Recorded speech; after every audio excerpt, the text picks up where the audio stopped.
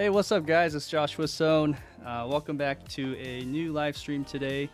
We're going to be doing part 4 of this Whimsical Adventure queue, so I'm really excited to get this going, and hopefully we can wrap this up by this episode. Just to kind of give you an update, last week I didn't do a stream because I was hitting a deadline for this film, and this film is getting wrapped up as well, so I'm really excited to get this done.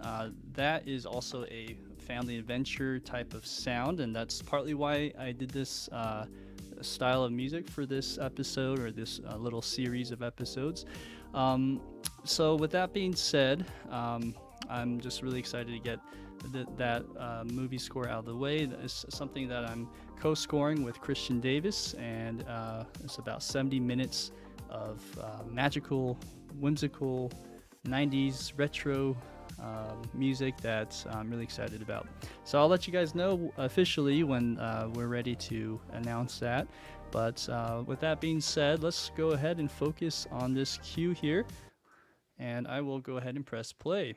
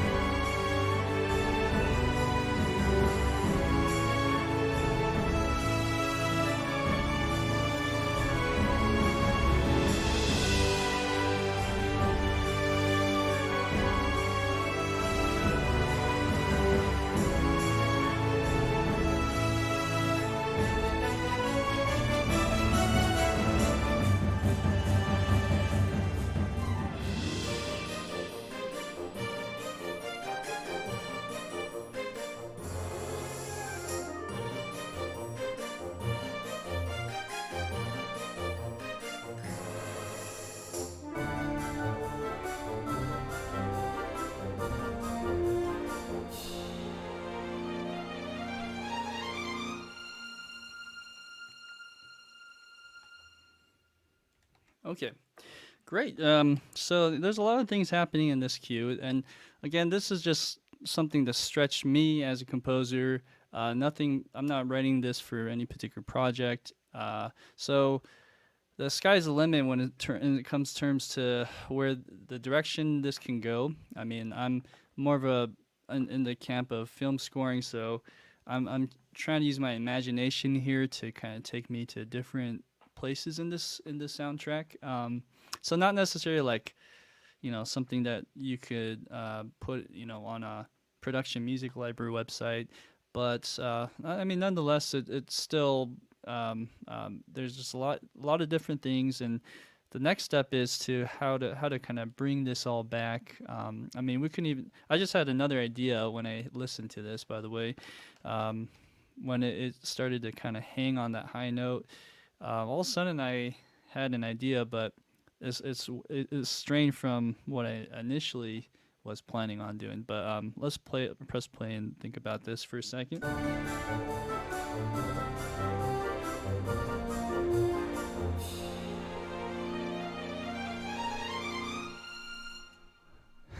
Yeah, so I mean, man, there's so many directions this can go whenever you leave it an open book here, but I think I still want to keep the energy level up on this.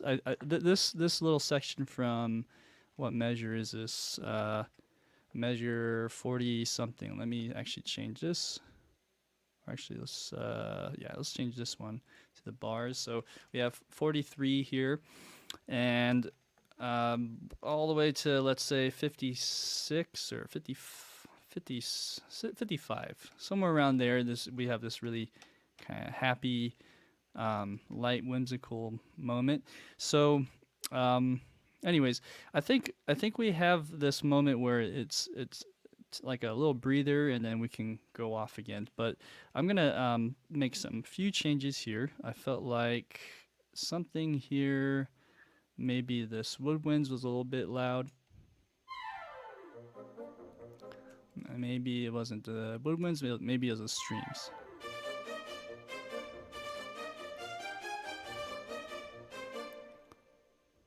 Or is it these Woodwinds? Maybe it's these Woodwinds. Okay, let's look over here.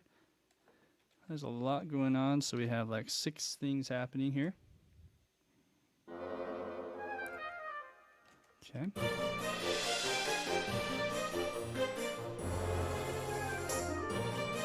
Okay, so I think maybe the problem I'm hearing is there's not enough space. So this is more of a mixing thing, that a mixing note here. And also maybe this is just a little loud. So let's bring this down around there.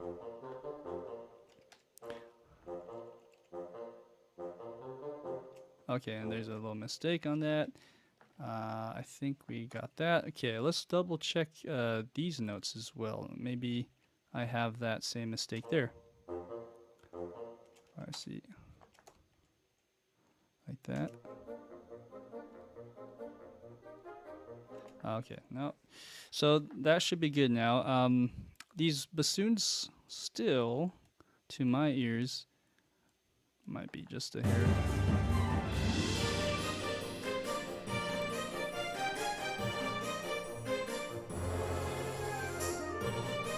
Okay, yeah, something like that. We'll tweak it as we go. The next thing is these guys.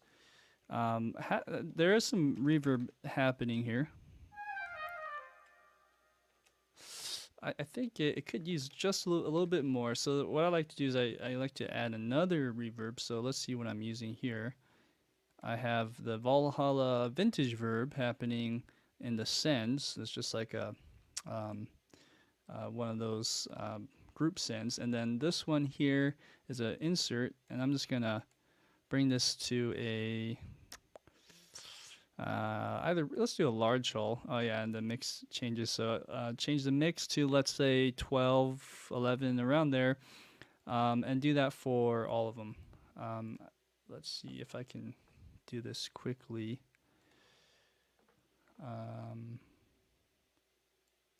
Inserts. Okay, so then I just have to do it on the oboe. It's kind of hard to see, so I'm gonna, well, yeah, I guess I can get rid of that window, and I could just do this, and I could go to the next ones, which would be this and this. Let's see if that sounds any better.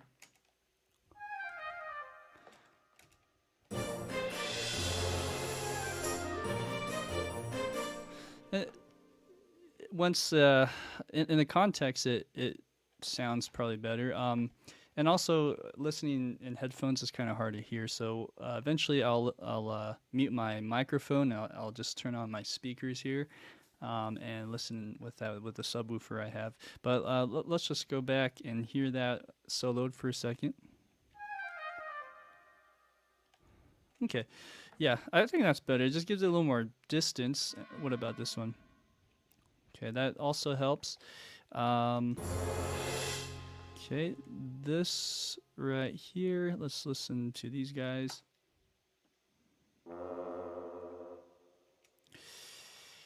I think these two can be slightly quieter, so let's just do that.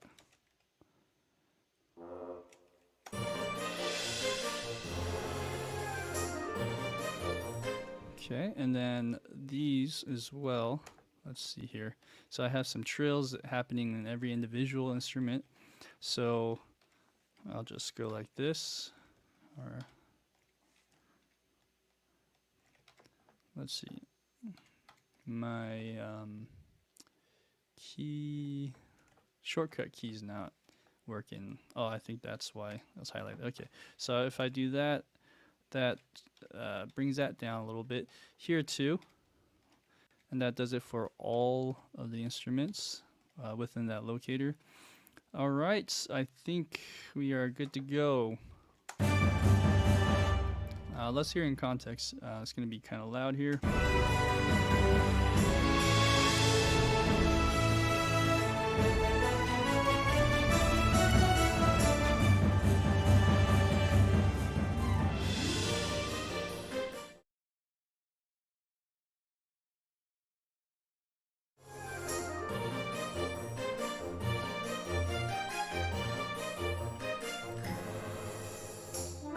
Okay, so I think here the first trill was good, but maybe the second trill is a bit quiet now.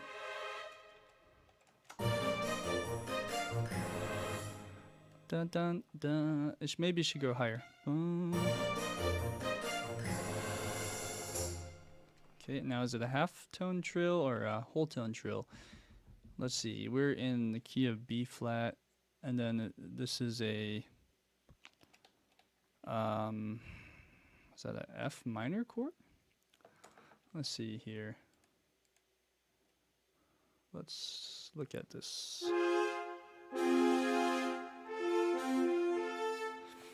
Interesting. I think that works, but let's see.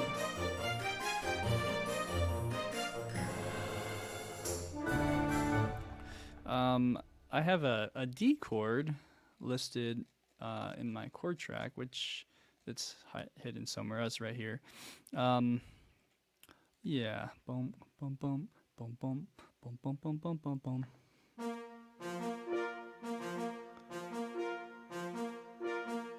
And then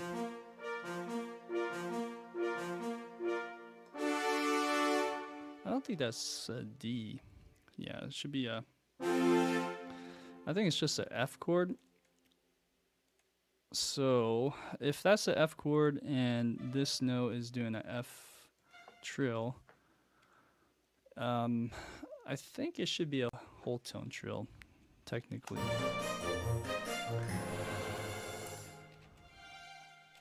Okay, and then let's look at some of these other notes. If we're doing it right, it should be a A, and that would be a half tone. This would be a whole tone. Oops, like that. Okay, let's look at all the strings, like that. Okay, let's hear that soloed. Interesting.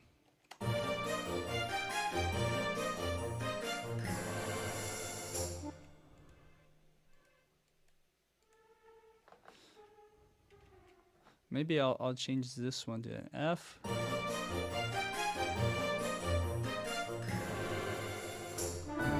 Okay. All right, let's go back to the top of that.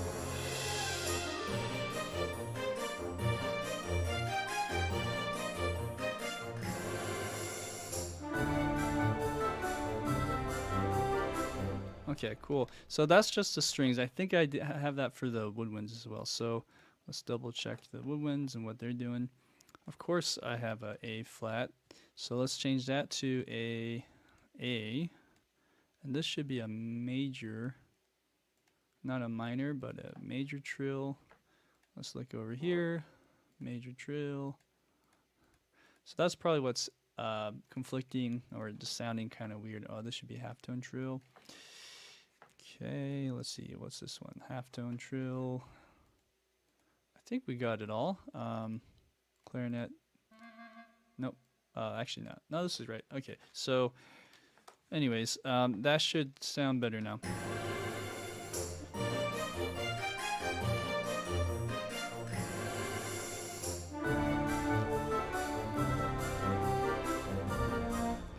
I mean, yeah, I guess I'm thinking we're in B flat, so that all those notes should make sense.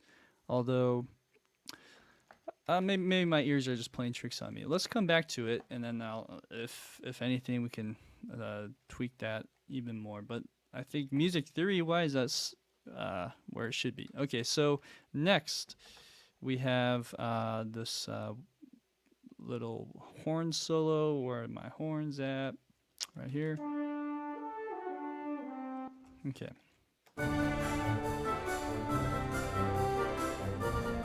Okay. Let's listen to that again and soloed. All right. So already this sounds a little off. Bump 1 to N. Yeah, just a little bit ahead of the beat. This is just the way that Cinesample's horn solo sounds. Okay, going on.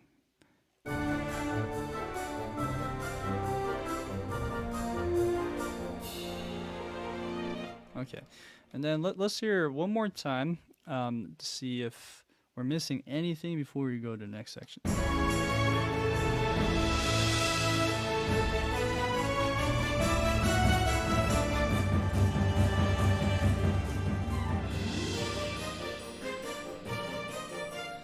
Cool. All right, so I feel like the strings here, and this is actually there's 3 things happening up here.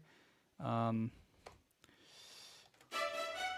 think that this part is a little bit loud, just a little bit. So, what if we bring this down? And I think this is all just based on velocity mainly. So we can try that first.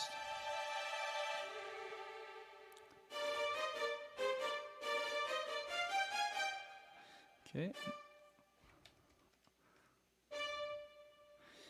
All right, and then let's maybe just bring this individual one down.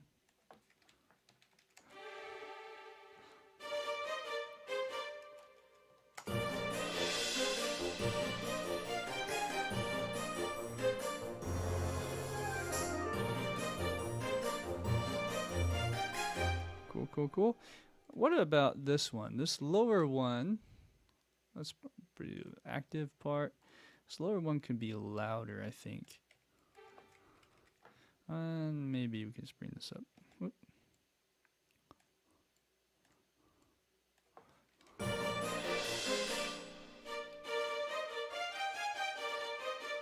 So let's do a harmony line.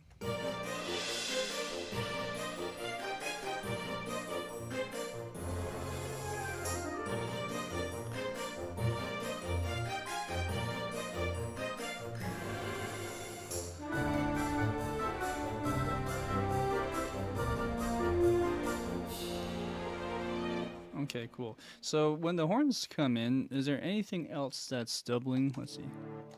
We have this and nothing else. We have some dulcimer. Let's check the dulcimer out.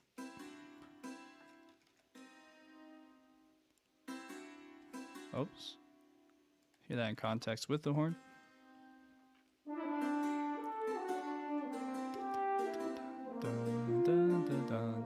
I'll put the metronome on, so it sounds weird if I start like half a beat into it. 3, 4. Okay. Maybe there's still something up with this legato. I feel like I need to really bring that up.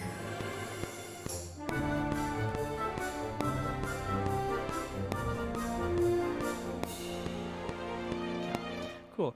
It's just a bit behind the beat for this tempo at least. Okay. So I feel like maybe this horn melody, which sounds great. Great sample, by the way. Highly recommended. This is Descant Horns by Cinesamples. And it's just a solo patch, but it does the job. I think like a clarinet or oboe or something else would be nice if we were to double that. Let me think about that for a sec. What if we did maybe harp even? Let's try harp first. So I thought I copied that. Let me double check here. Let's go like this. And we'll do it that way. Okay, so this one will need to be actually pressed forward for the most part. So let's go over here, and these are in eighth notes already. Great. Let's do that. Okay, let's solo that.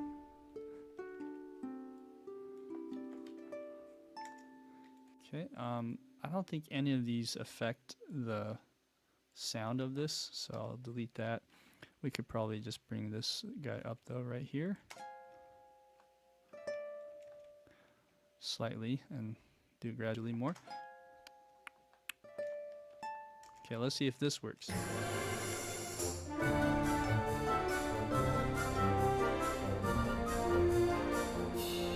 Interesting. Yeah, it doesn't really poke through, but it adds something.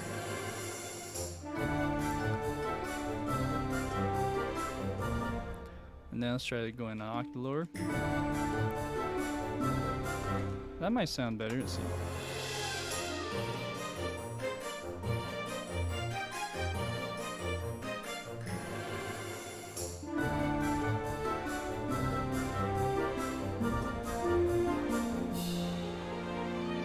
Okay, that might work. The other option is, let's mute that for a second, is to do something with like a solo woodwind part. Flute and horn go really well together.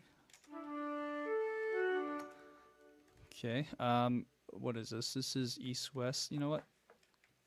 Let's change that to, oh, interesting. I have all these doubled. Let me double check this and see what's happening. Oh, okay. And that's flute, huh? Flute and oboe.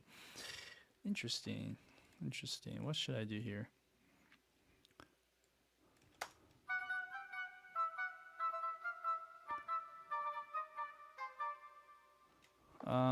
Clarinet is open. Let's look at clarinet. Like that. Okay, let's try some kind of legato patch here. Let's do, oh, I think I did the wrong one. It's supposed to be here. That one right there, and let's do this to medium. Okay, I'm gonna press record.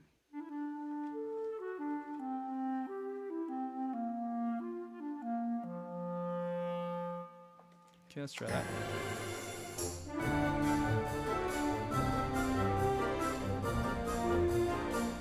Okay, and the reason why I'm doubling this is it sounds a bit empty, or just kind of weak in terms of the weight of the instrument. So doubling will help.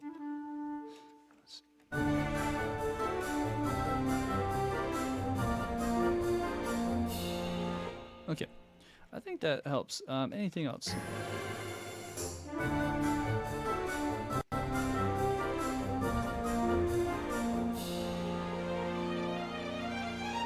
Okay, so yeah, after the run, it's gonna, we'll make it big, but I think also, let's see, even before the string run, there could be something else. So I do have these brass patches going here. Okay. Let's see. Let's make it louder and see if that helps.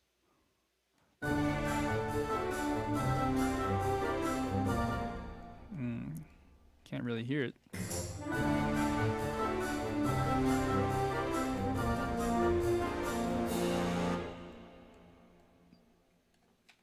Okay, let's see.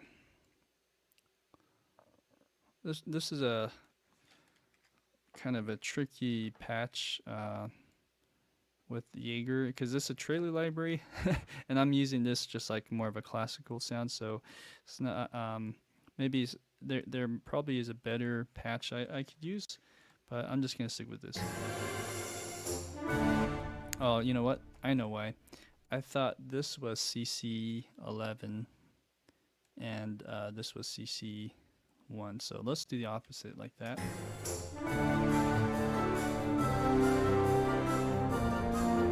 Cool, cool, cool. That's better. It just gives it a little more weight.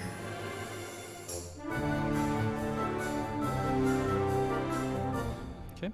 Now, also, What if I did this?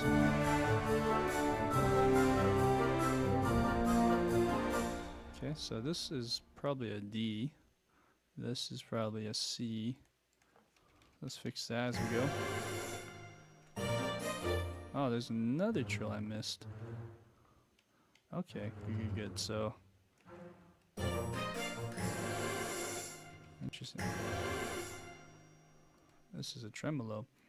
I see. Interesting. So, yeah, there is one other one I missed here. Maybe these. Let's look at these two together real quick. This trill.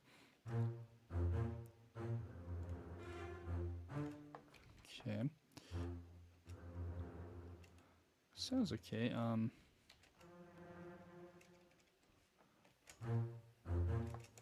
Okay, let's see.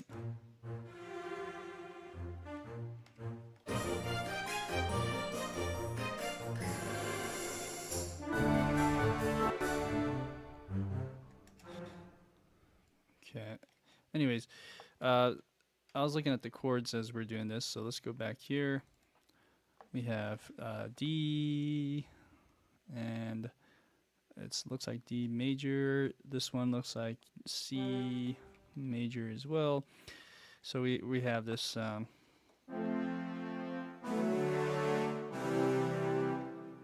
going down, and then the last chord is probably a B flat.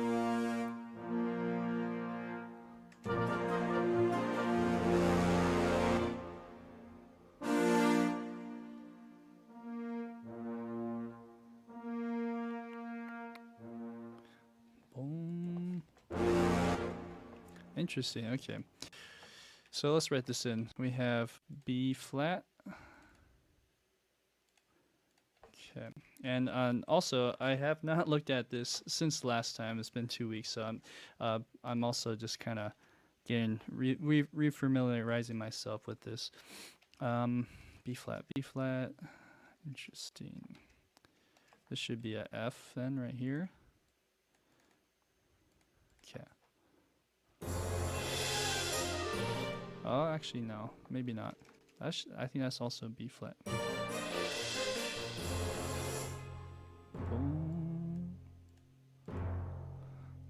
Boom. Boom. Interesting.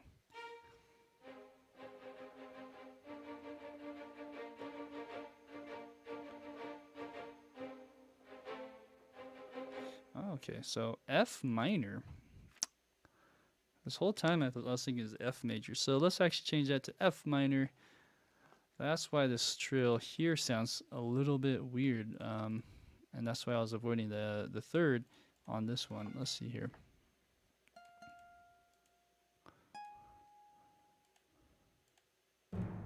So there's a trill. Let's change that back to A flat.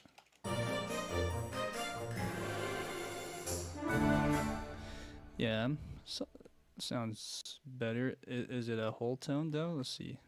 Let's try that. Ba-bum. Let's go the other way. Aha. Is it this one? Okay. Let's try a whole tone trill.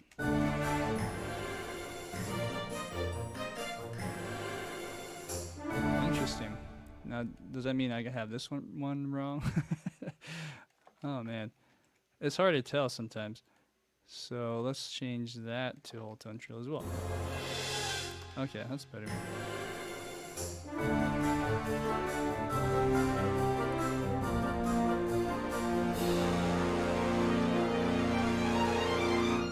Okay, cool. And then this B flat that we have here.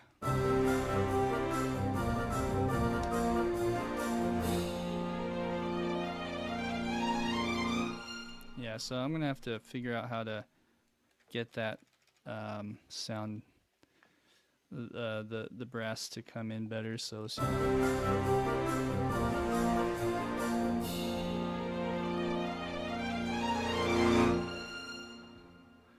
Okay, that might be a bit exaggerated, but better than not exaggerated at all.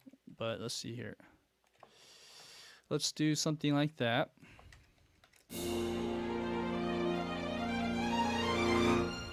Okay. Now, is that the best solution to come out of that? I'm not sure.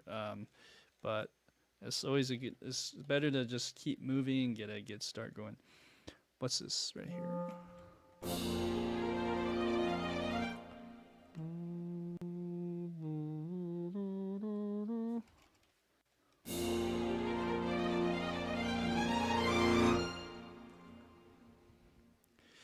What if I made this even longer? What if I did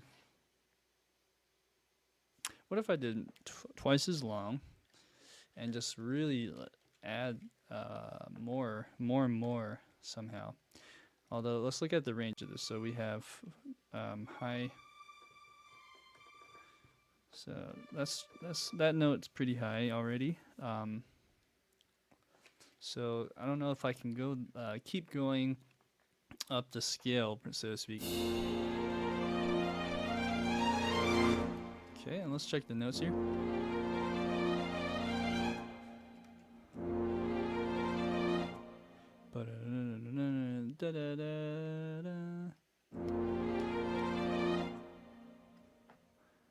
And then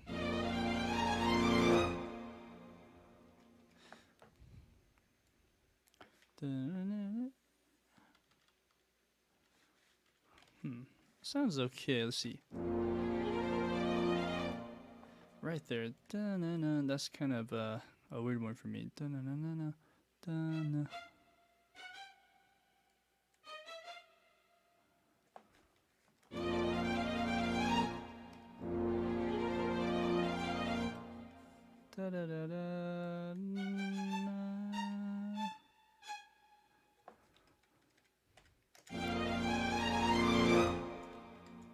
Okay.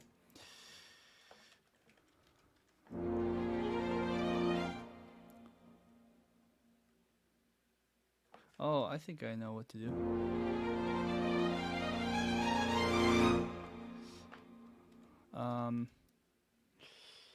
Okay.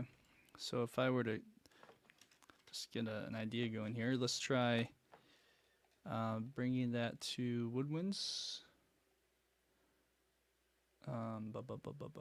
Maybe bassoon. And let's do this on legato.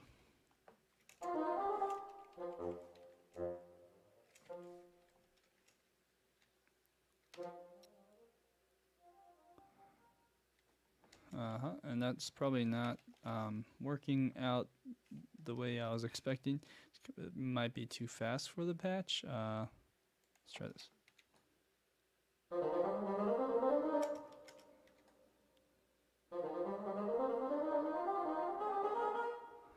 And then, yeah, that's probably too high.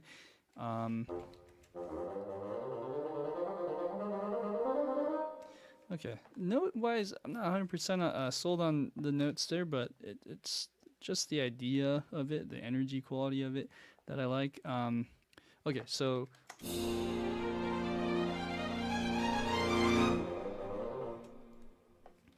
okay, so let's do that idea here.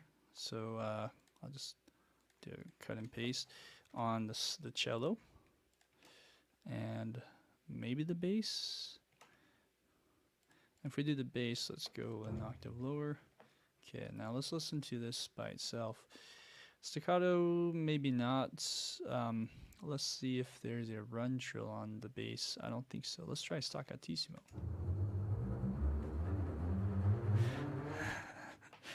That's fast for a bass. Is it even possible? We will see. Okay, so that's that one. And then here, let's look at the cello part.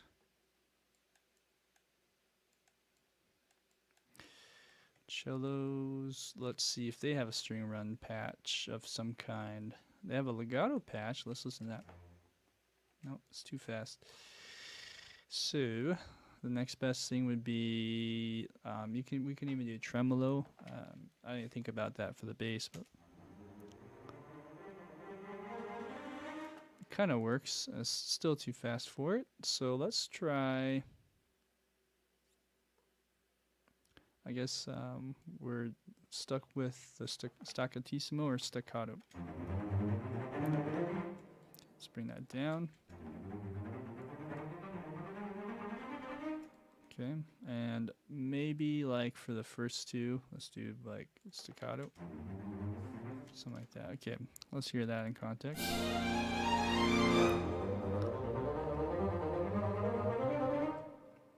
Okay, and these are this total is 4 measures, so that's kind of the idea there. Okay, let's see here.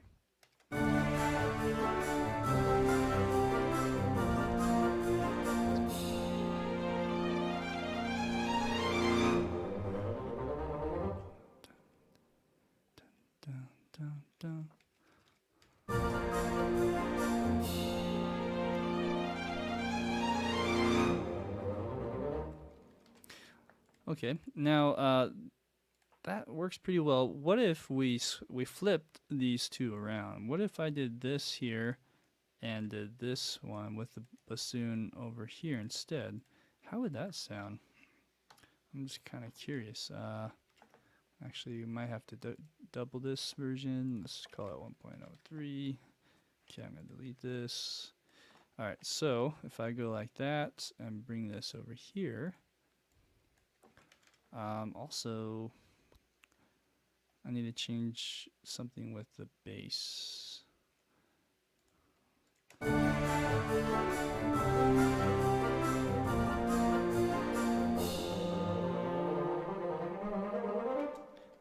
That's kind of cool. Let's see.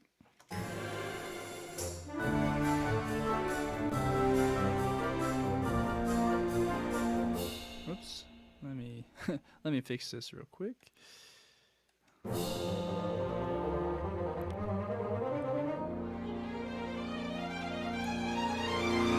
Okay, that's probably better. I mean, it's more of a straight shot up, like a ladder, a nice climb. But that might be better for the transition, or what we're trying to achieve is coming up back to flight in a sense. Let's see here. So I'm just going to glue all these guys back together. Let's just double check to see how they glued here. All right, let's see here. We have 1, 2. Let's see here. Like that.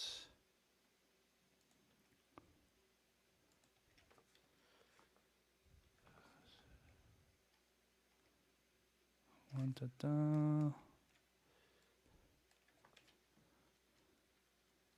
Okay, so from here to here, there's a cello doing this thing, so I'm going to kill that.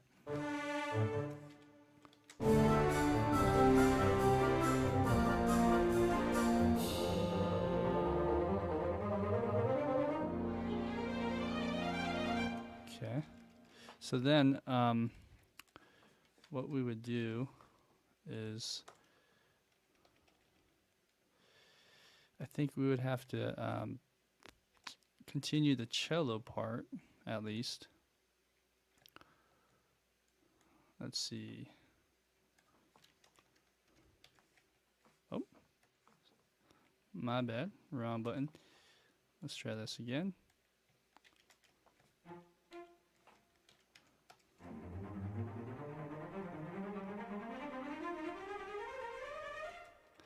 Okay. Now at a certain point, we what we want to do is bend this back up. So let's see. Let's take this half tempo. So I'm going to turn that off.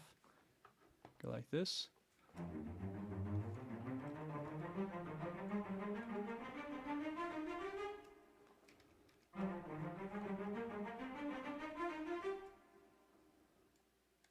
Okay, I'm going to bring this back down.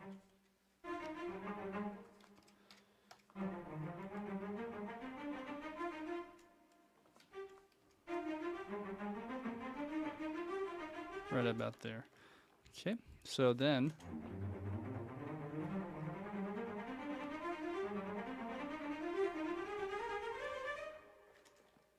Okay, so that's the idea on that end.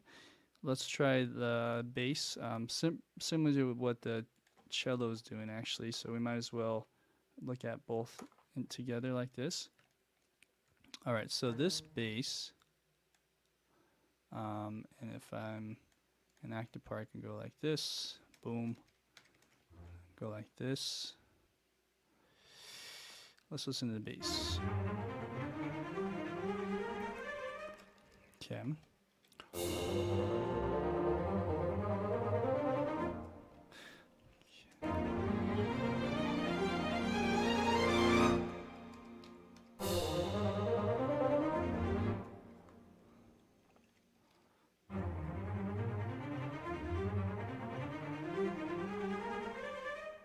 Okay, so that's that, and then let's just draw in this curve again. So let's just start over like that.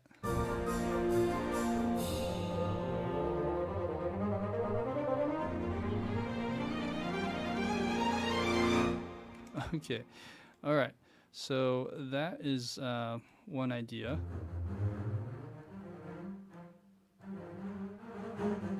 I'm just gonna manually randomize that a bit. Okay. Now let's look at some other instruments. So we have the bassoon doing its thing. Let's look at that.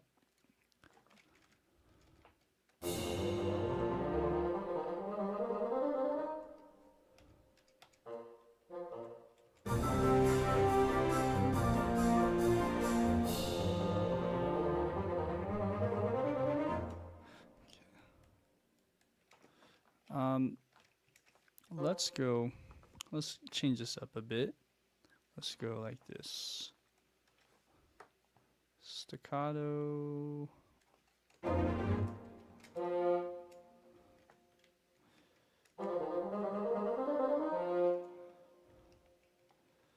Boom, boom, boom.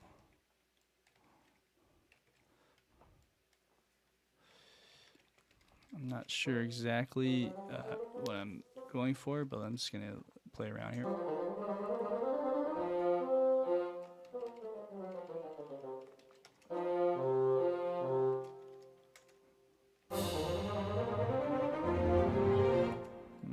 No. Let's do this. Go twice as long.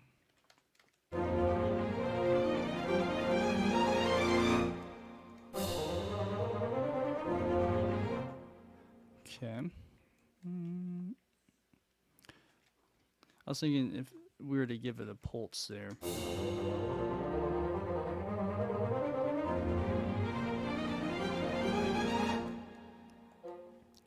Boom.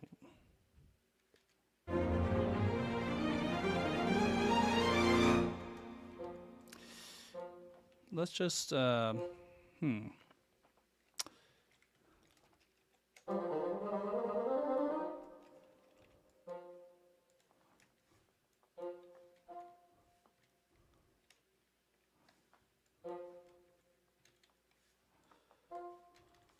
Oops.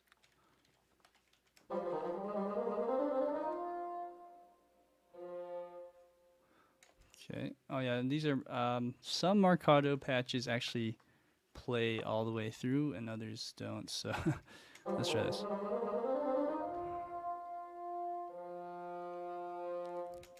Something like that.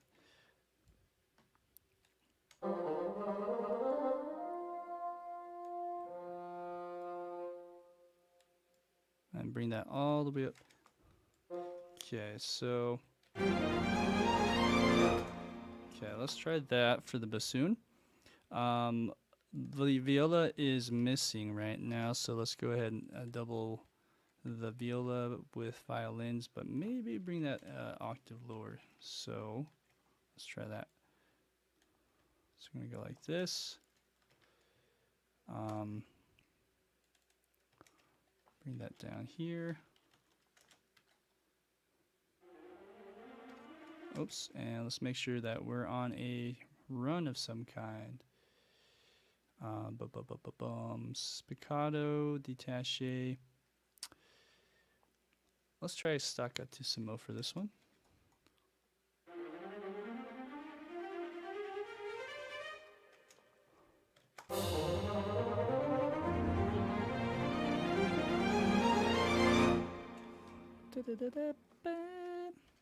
Okay, let's listen now with everything here, just what we're building.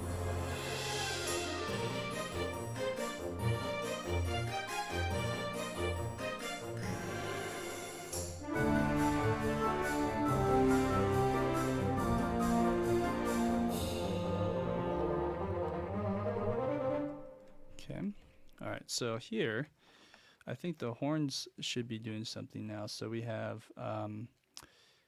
this is an ensemble patch, and then we also have some horn, individual horn, trumpets.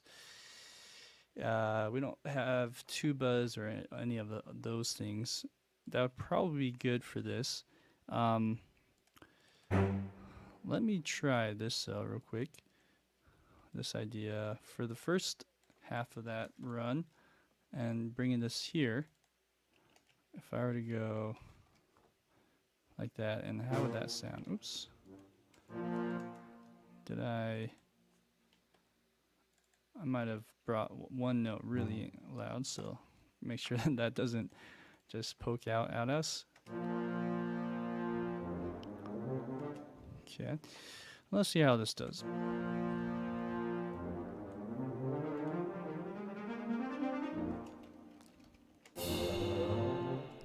Okay.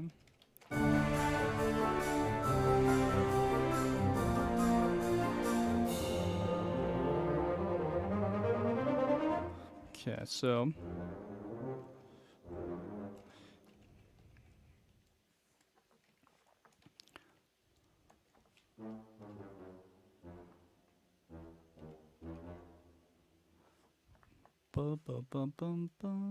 let's see here. Is there an easier way to look at this? Let's try.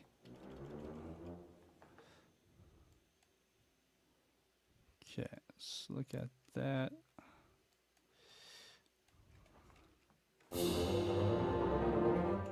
Okay, now I'm going to do that with the bass and cello. See what we're doing here.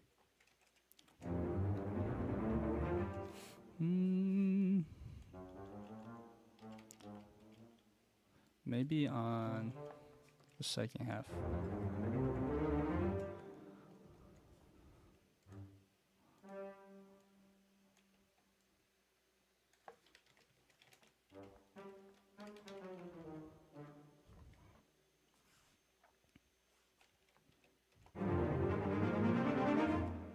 Okay, I'm gonna have to change some of these notes around, but just thinking out loud here.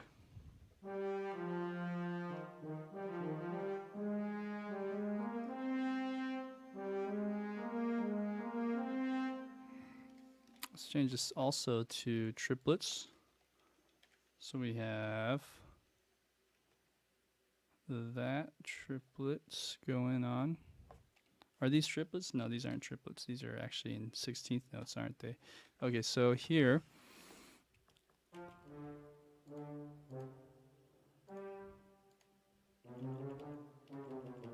Oh, interesting.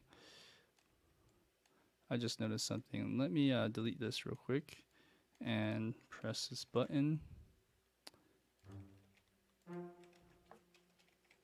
Okay, there are some notes being duplicated by accident there. So, anyways, so what I'm trying to do is see if I can find a little harmony between this and really thicken it up a bit.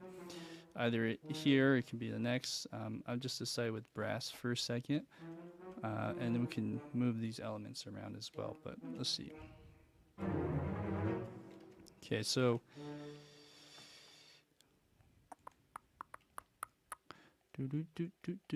Let's see, F.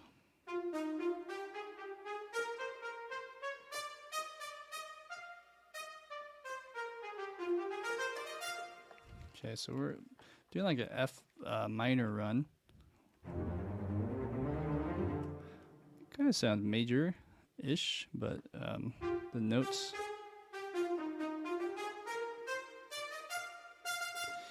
the scale is in like an F minor. So what if we did?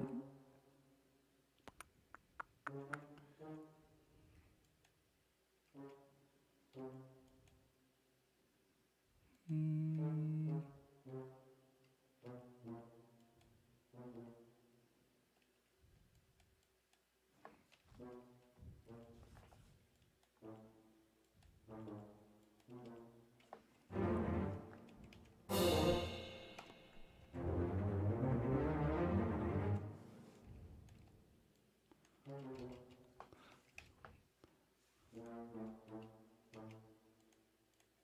okay, so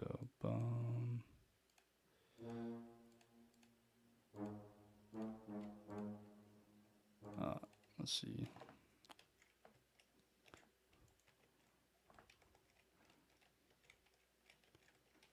I think I did the wrong shortcut key actually. Okay, yeah, I deleted all duplicates now. So we have this.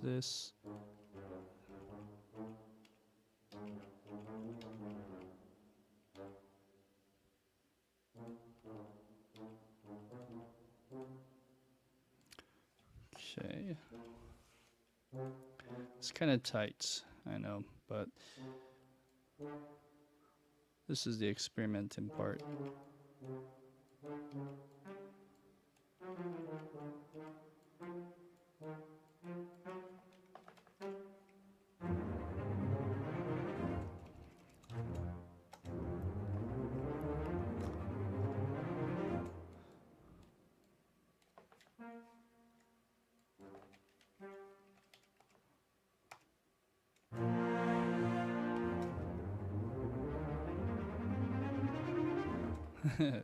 Okay, so let's keep this idea.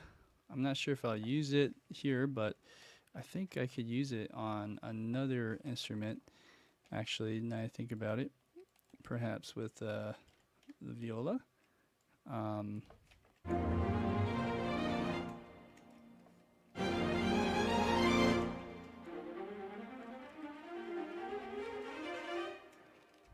Something like that, or it can be in the cellos. I think that would be a solid little run. Let's try that here.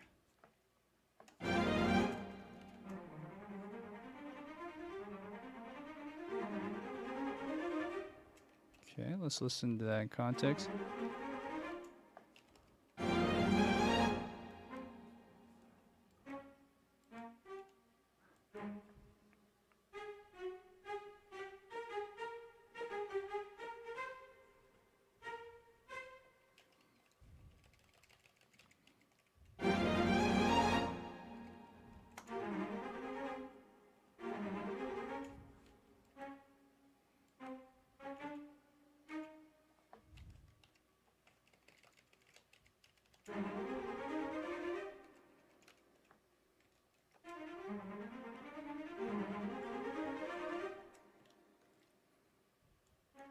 One more, let's see.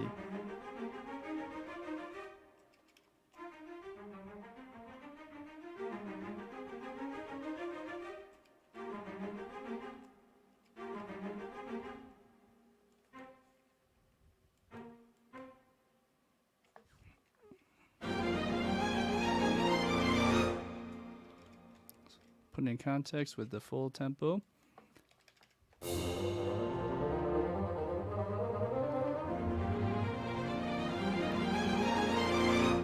Okay. All right. So that is one idea I have. I like runs. It's fun to build. It takes a while to figure something out with the notes, but that's the idea here. Hey, Tazzy TV. Ooh, a sustained cymbal. I hear it all the time as like a transition movies or like a mallet gong roll or something. Yeah, that's right. Yeah, as a percussionist too, I love my sustained cymbals. I swear I'm not trying to backseat compose. I just said that as the most generic thing. No worries, no worries, man. This is just again just an experiment of such. Again, I like to go with the philosophy, if you're doing this, just have fun, and as you do it, you'll learn as you go, and you'll be better for it. Now, I just realized that I pressed the wrong key, so let me just make sure I'm back onto that, the right place here. I hope you weren't seeing my face this whole time. Okay, so now we're back on the main screen here, and let's see how we do. The next thing is to really just bring up other things along with what we just added. I think a snare drum would be appropriate here. So let's just add that into the mix. That's the first initial idea I have. Got plenty of snare drums. I also have some Cinesample stuff. I'm just going to use the East-West stuff for now. Let's try the Ludwig. And let's see if that turns that on. Give it a sec.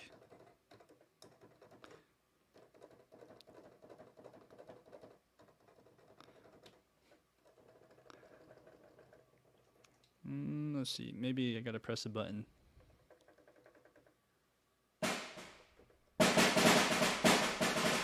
Okay, so that is right. That's gonna happen somewhere either on the first half or the second half. I'm thinking second half. So let's just put a long rule right there, and let's record this in.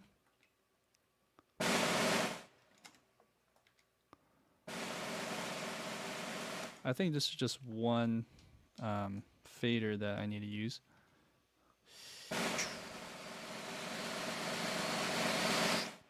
Something like that. I also like to add a little punch, so like this, like that.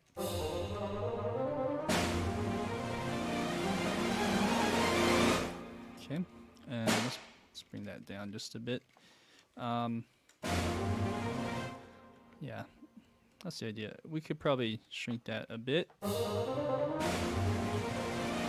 Okay, and why not just bring that down as well, like this. Maybe I did too much. Let's try again. Okay, all right, so there we go on that idea.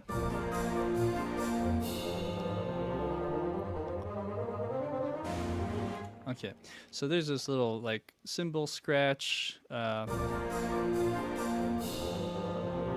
right? That whatever that is. Let's see if I should change that or not. I think it's okay. Let's just bring that volume down though. Let's go find it. All right, my eyes are playing tricks on. Is it this? No, I don't see anything here. Cinesamples. I think it's the Cinesamples one. Let's see. There we go. There's more hiding.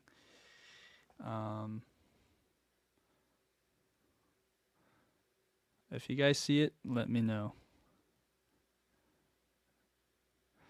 Oh, okay. You know what? It's this one. I think I just relabeled it, or I mistitled it. So let's go orchestral symbols 1. I think that's what it is.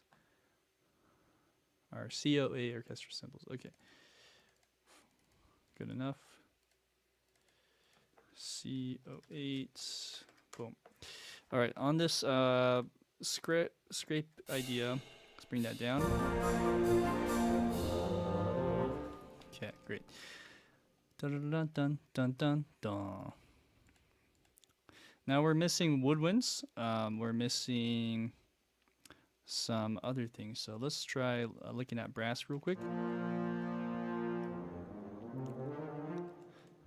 Okay, so let's finish this guy off. What I was trying to do before was come up with something clever, but I ended up putting it into the to the cello.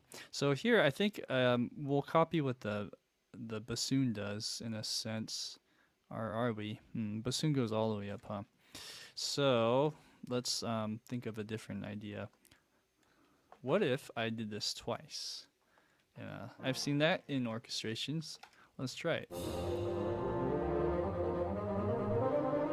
Like that.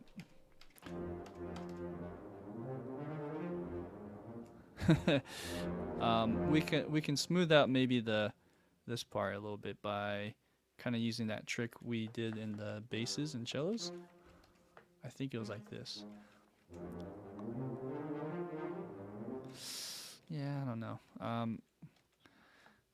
Maybe that. Oh, I see. I need to go up, huh? Because this is gonna clash if I don't change these notes. So let's go back. Let's find a suitable partner. Look at that. Okay, so these are the bass and cellos. So we'll just copy this up like so. Shoot, I might as well just use the same trick, huh? So let's just delete this. Let's go over here. Let's copy these guys over.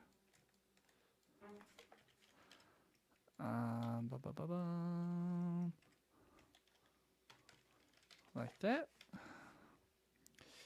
Okay, but I'm gonna go down.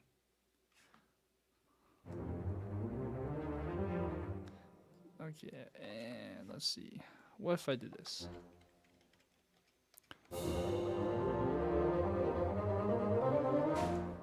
Okay, let's delete these guys. And then I think brass, low brass at least, is good. We can probably just copy what this is doing here with the horns and the upper brass. So, I mean, I can just do it here. Make it easy. All right, like that.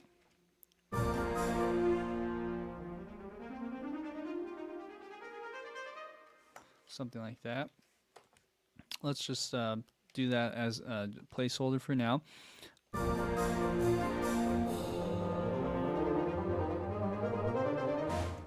That sounds okay. It sounds kind of like woodwindy, if that's the word.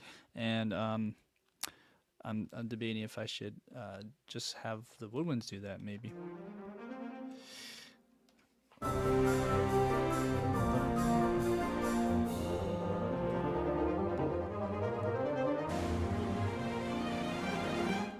Well, let's keep that. That's actually pretty good. Let's do that though. Let's copy this idea here and bring this down to, well, let's see what I just do here. Oh, okay. So I need to cut that. Let's bring this down to this horn solo run that I got in last time. Like so.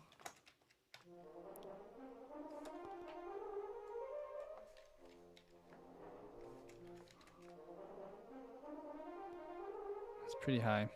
That's the problem. This is it's like impossible to play that, I think. Okay, so no. That's it's more like look at this part as maybe horns for the first half, trumpets taking over for the second half, something like that.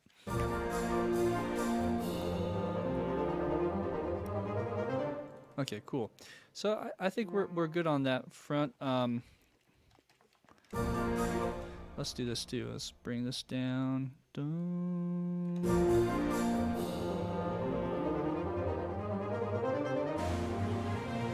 Okay. Let's do that with this clarinet as well. This clarinet probably should be on a different patch anyways. Let's bring that to this one here. If you guys are familiar with the ATO Claire Woodwinds, great sample library. My only gripe about it is their fast legatos are they don't loop, so they're like length based, in the sample, so it'll cut out after a while on a long note. So you have to supplement that with the other one, which is the general arts. This one, general arts, looks like this, and just put a sustain for those. So you have to use 2 patches to make them work really well. I mean, not a big deal, really. It sounds great, so it's worth it.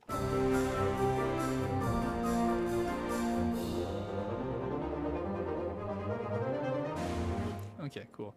And the reason I'm doing that is just to make sure there's continuity between the last part of that melody and this run. This is a connective tissue that is helping this jive a little bit better. I bet there's one other instrument that's doing that though. So we have horns doing it. We have the clarinet doing it. Oh yeah. Actually, that's it. Yeah, because everything else is going to do that run. I guess we could do these upper woodwinds up here. We have all these guys. So maybe I should color one of these differently. So let's do this blue. Why not like that? So it's just kind of a different picture of everything. And then let's do some notes as well here, where it's just going to be tailing out. So this high note, if I can hear that.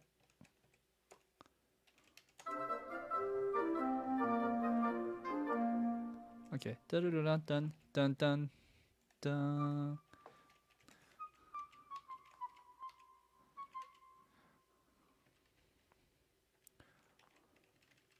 Let's go C. Okay, and this is going to be about 2 measures, 1 measure, 2 measures. Okay, so it has to be 2 measures long. I think I know what I'm doing. Let me just double check one other thing here. I have 2 of these going on, huh? Interesting. Okay, so this patch, or yeah, the flute legato lyrical actually has a sustain, not the clarinet though. Just some random stuff. So on this one you can do everything on one patch.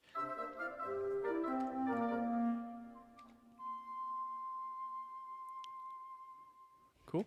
All right, so let's clean that up. Let's go to the next one. Actually, I should probably just copy this over because it's going to be very similar to these other ones. Let's do that. Whoopsie. Let's go here. Let's bring that in. This one doesn't even have data, so let's just plot this in.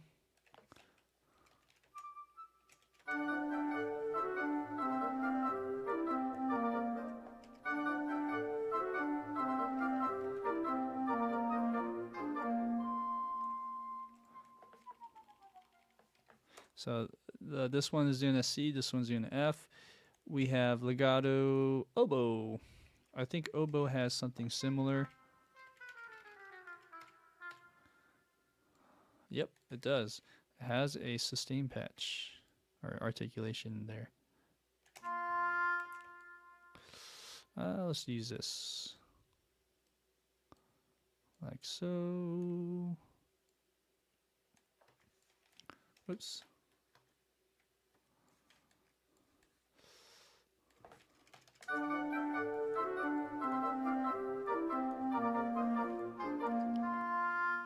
Okay, it's kind of loud, so bring it down.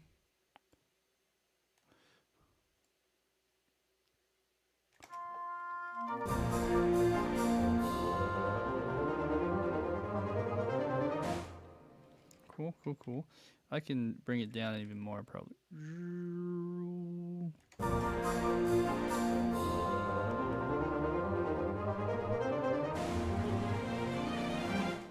Okay, and this is when the woodwinds come back in, so it's doing that. Dun. Or I could do a trill as another idea. So let's see. If I were to do a trill, I could just do this as a proof of concept.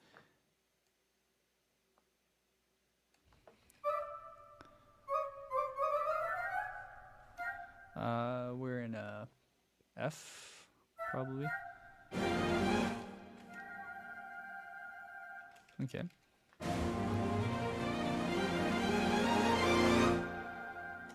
Okay, so I'm in the wrong spot. It should be here. Let's try that again.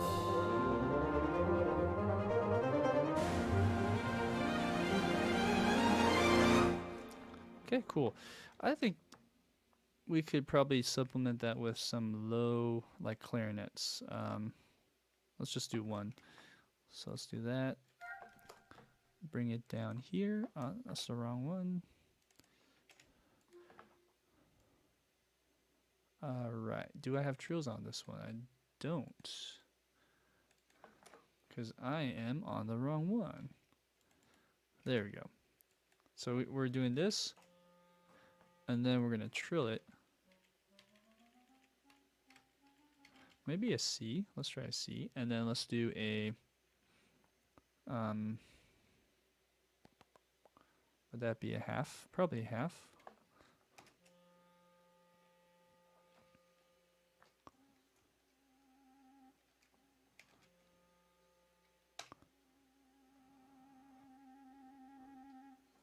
Okay.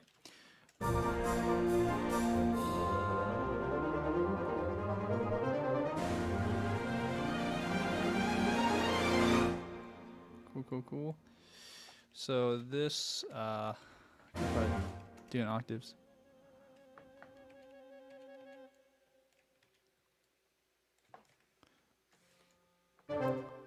Let's hear that with the Hollywood, Woodwinds in combo.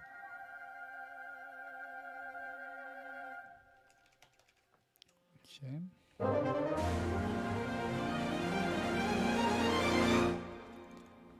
Cool. I think this this is okay.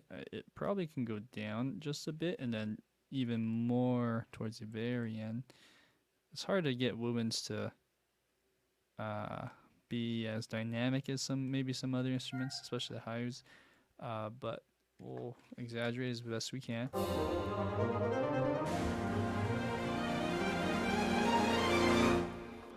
Okay. Yeah, so instead of woodwinds joining in with the strings, let's just have strings do their thing. And then the brass, that was the other thing, this brass.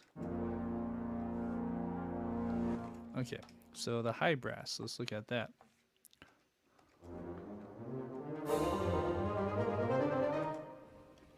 Okay, so we have this trumpet doing its thing.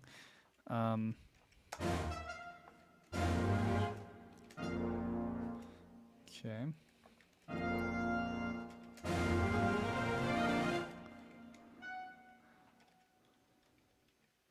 All right, and let's think about the melody that can come through that. Maybe the melody is started by the trumpet.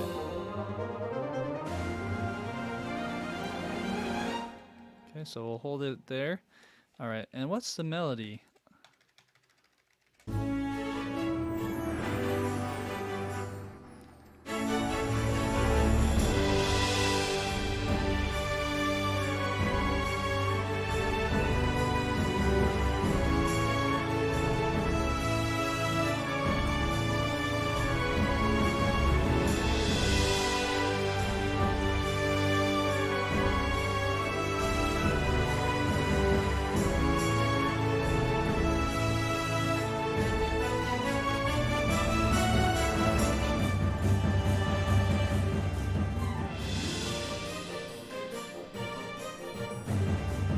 Okay, well, yeah, I think I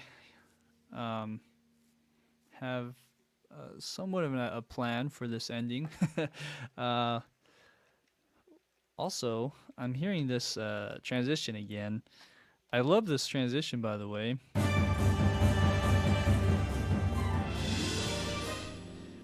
But now that I hear it again, I feel like this bassoon thing, I dropped down a bit too much. Okay.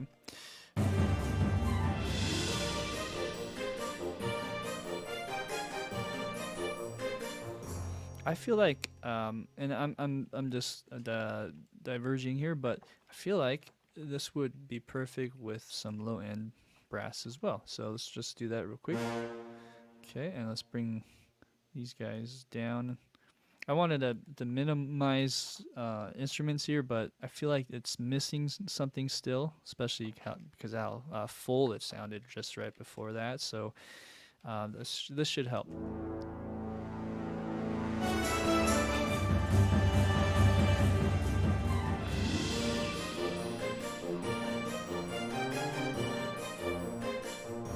Okay, let's try this one.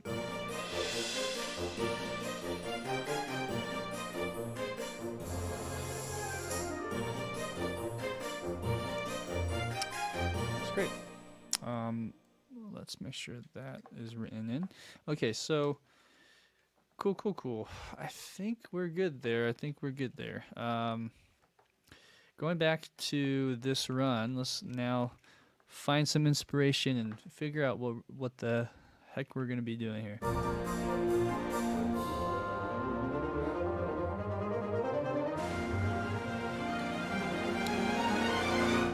Oh yeah, my bad. So okay, yeah, we're close.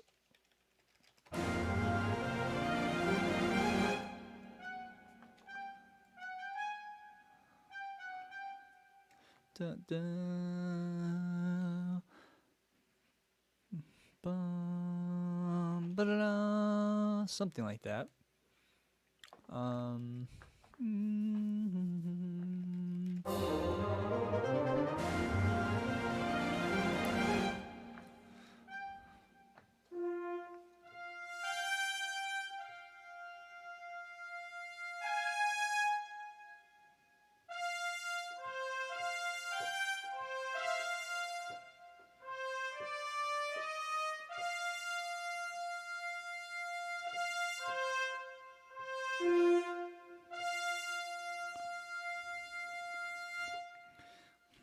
I think I might be overthinking it. What if I just did this?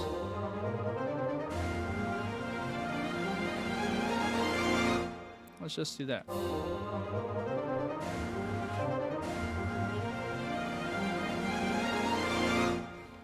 Okay. So yeah, let's just bring a little more crescendo to that. Maybe I'll add a note here.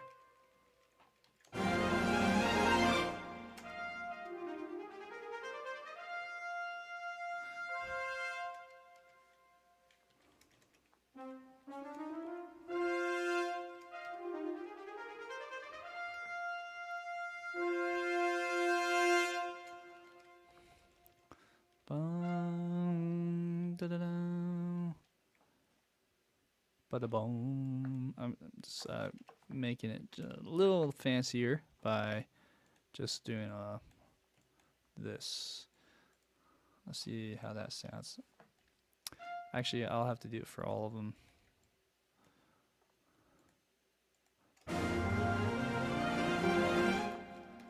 Okay, let's bring up the velocities for these guys.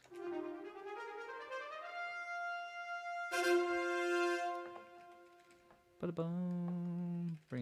I don't know if this does anything. Let's try it.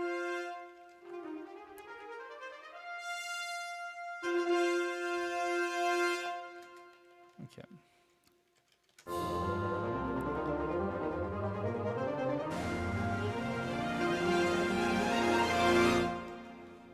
Okay.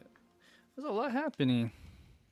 Honestly, that da-da-dan, the little like 30-second note thing I'm doing, I'm not sure if I'll keep it, but it's fun to make things, give it a little bit more character by adding those little things.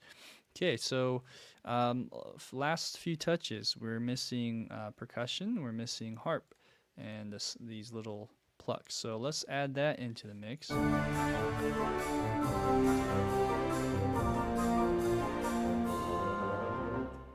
Okay, so let's do something like this.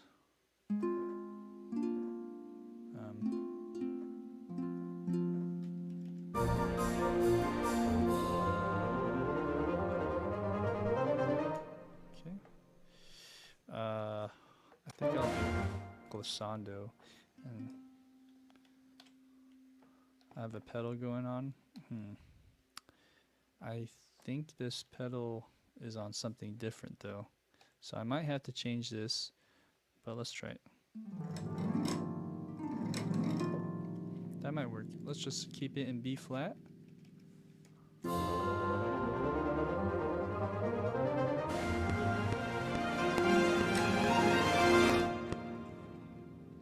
Alright, so let's hear what I just did. That's close. That's a really big glissando. What if I go still, I mean, 2 octaves? Maybe 3 at the most. So it's 2.5 octaves. Let's try it. Let's try going down on this. So I'm gonna go like that to the C.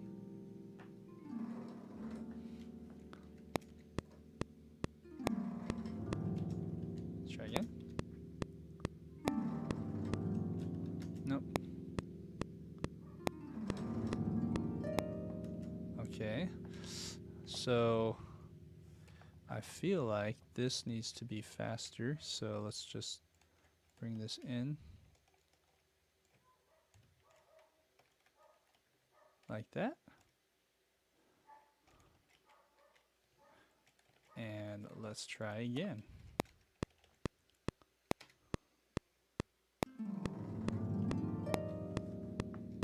Okay, that's better. So now I have to fix this real quick. Looks like I have these notes here.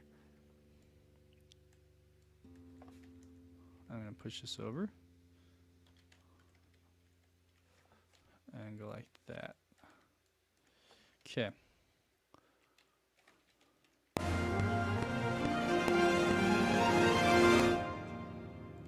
Cool. Okay.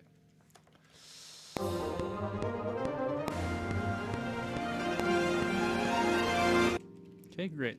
So last thing, bass drum timpani roll. I'm not sure what the dulcimer will be doing just yet. Most likely some kind of roll. Let's just do F and C. Maybe right here and here. That'd be kind of nice. The rolls are a little obnoxious on a dulcimer for this sample library at least, so gotta be kind of careful on how that you program this.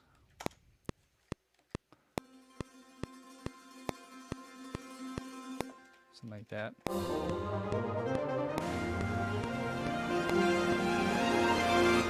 Cool. All right, last touches.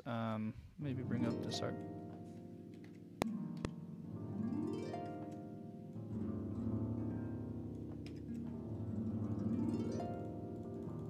Let's randomize that a little bit. Okay, cool. So now we have the timpani roll.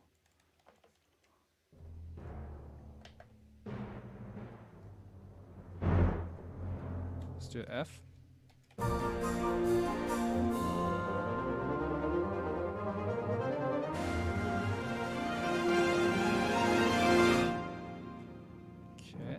If I heard anything there. I might need my subwoofers for this one. Or I'll bring up my volume a little bit. Let's try again.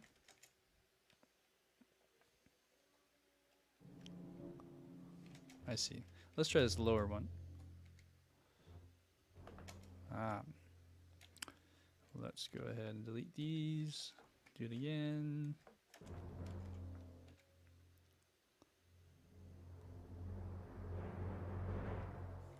Okay, we might need to bring up that volume too.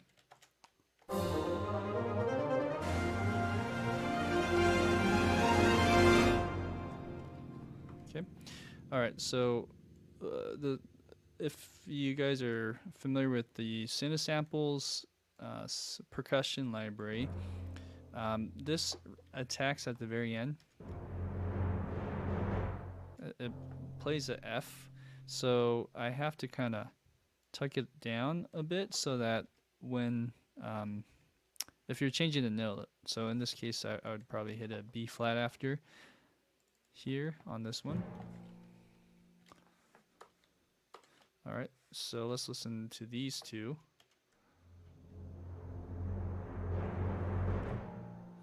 It kind of works out.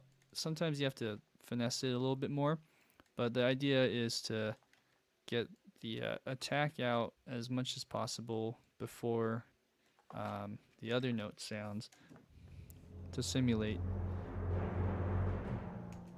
just to simulate a good hit.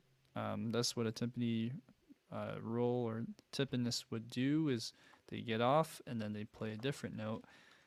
Whereas this library, although it's great and I love how it's programmed to just hit attack a note right after. There's probably a way to change that, but I just kind of do this by default. Okay, that sounds okay. Let's try this. That sounds even better to me. Yeah, so let's leave that. Okay, we have now a bass drum roll. So I'm using exclusively the Cine Samples percussion library here for this stuff. Let's go here to the roll, this one actually, and let's bring this to a B note.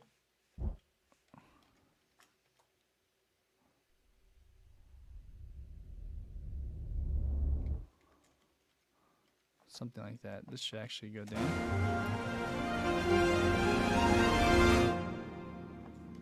Okay. We could also do a crash.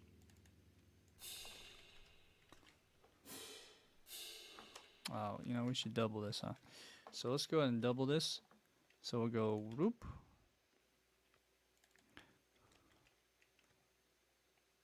I'm gonna delete this. Delete this. Because we'll probably want a sustained cymbal and a crash, but I'm just going for a crash hit right now. This one right here. Okay.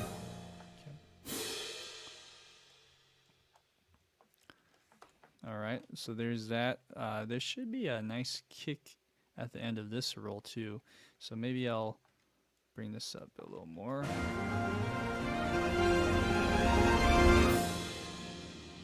Okay, let's just listen to the MIDI. Or, the percussion. Interesting. So this roll isn't doing that. Let's see if it's this one.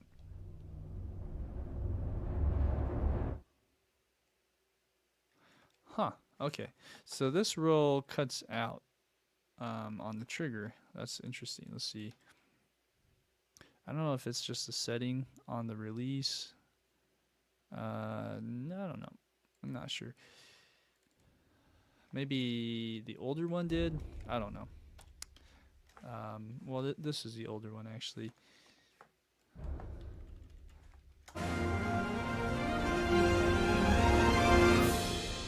Okay.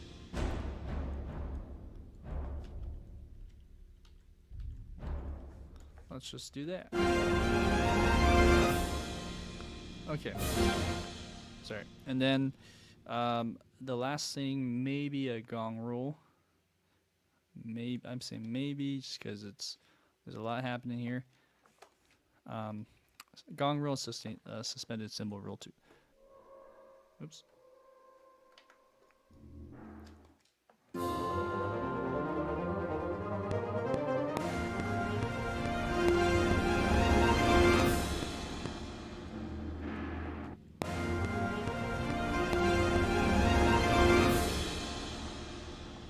Cool.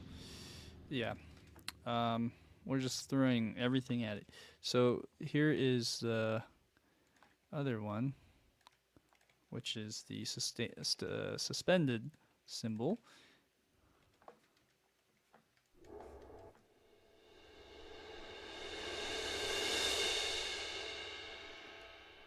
Sounds pretty good.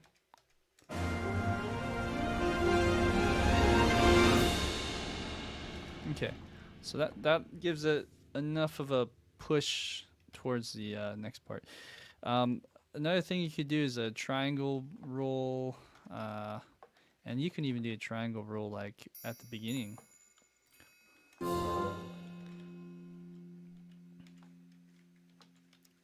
I wonder how that would sound.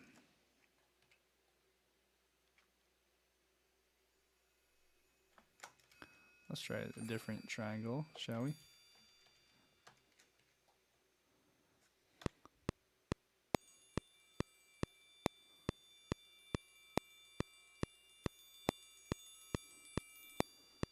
Okay.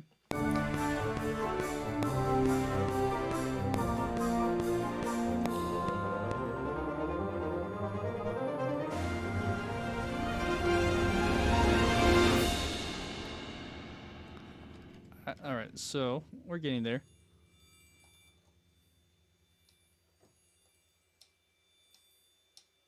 I guess both of them do stuff. So let's exaggerate though. Oop. Like, hello. Let's see what's going on here. There we go. Whomp and whomp. For this one, try that.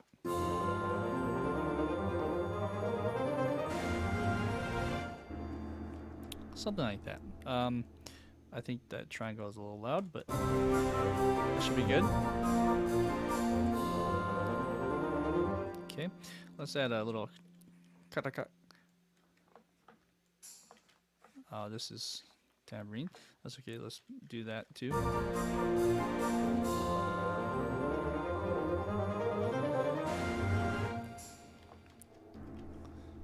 Okay, I'm curious if we do add like a little pulse here.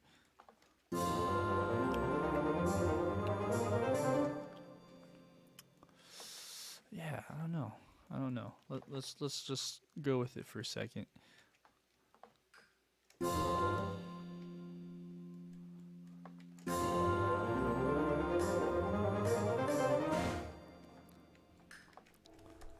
Okay.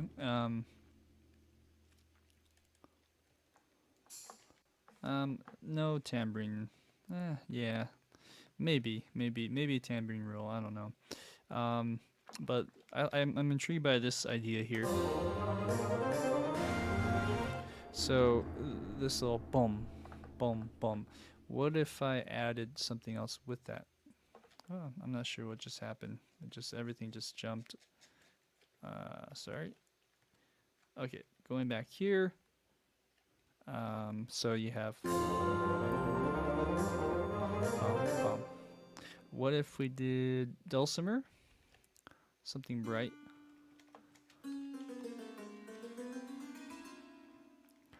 Bum, bum, bum.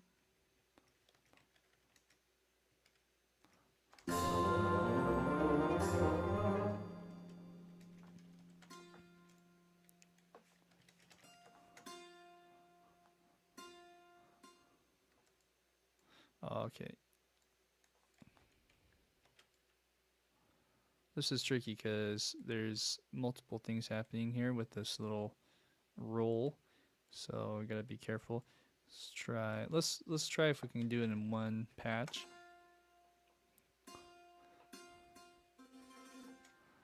Okay, let's delete that, and let's bring this gradually down like that. Sorry, straight. Maybe even like this.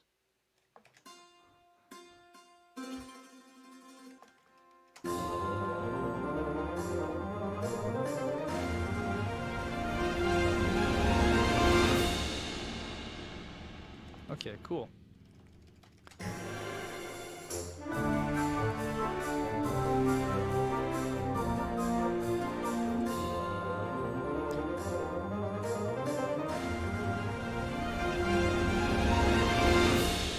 Okay, cool. So this run, man, is a lot of fun, but it's sure taking up a lot of time, huh? So I'm just gonna clean this little end off, and see the fruit of our labor for today. I think we have everything we need. I like this little addition. Um, I think we could do some kind of like pizzicato with high strings because they're not playing anything here. So let's do that real quick. Let's do all of them. Highlight that, go in, and so this would be for violin first. Let's see, yeah, violin 1. So let's just do a pizzicato kind of thing here. Or it could be even staccato, but let's try, oh, Pitz Bartok, maybe. If we're to do that, though, we have to bring this up.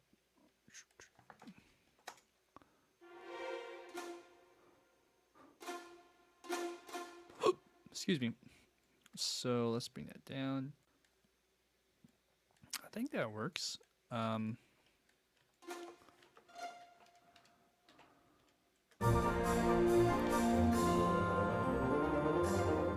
That's too high. So, okay, so that's a Bartok Pitz. Let's do another Bartok Pitz in the second string, or second violin, excuse me, E. I don't have Bartok Pizzes for that one. I'll just do a Pitz. Why not? This one, let's go down an octave. This one has Bartok Pitz.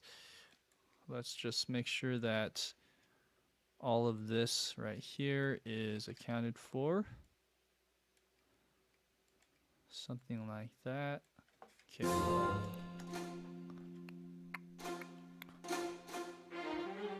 Great. Okay, let's go back and play it from maybe 4 bars before that.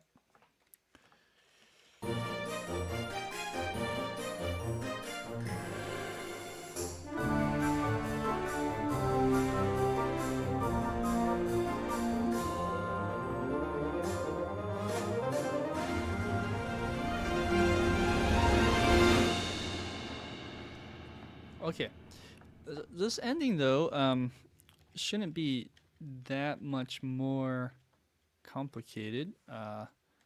So what I'm going to do is pick the biggest part of the section previous, and what we're gonna do is we're just gonna figure out a way to make that sound a little different. We're gonna reorchestrate it and beef it up a little bit, and so a lot of this is more just tweaking than anything. We might add a new element as well, like a counter melody or something, but I think the melody I'm thinking of would be here. Actually, I'm wrong. It would be here.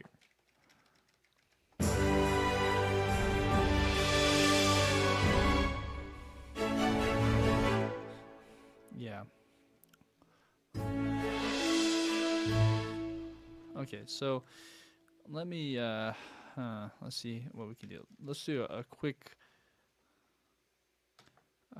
little split copy and paste thing. And let's move this over here. Okay, well actually, you know what?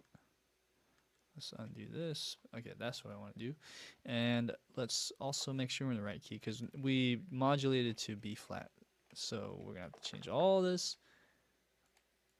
Go to the minor third above, like that. Okay, cool. And before I do anything else, let's just get rid of this dulcimer roll. That obnoxious dulcimer roll. Okay, let's press play around here.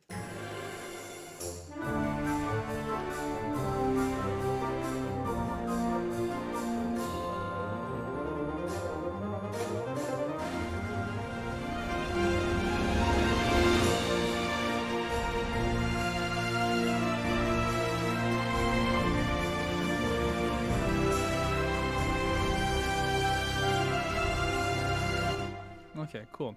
So this melody worked really well here in context of what happened in this area preceding it, but this would work.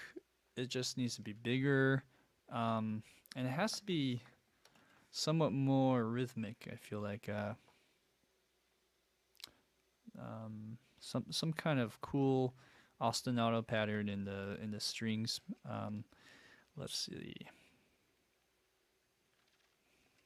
Let's look at our notes here. So we have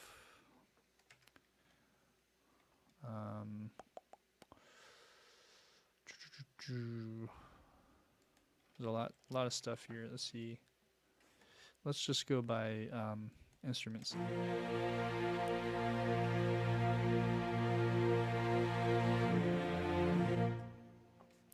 Okay, let's listen to this together.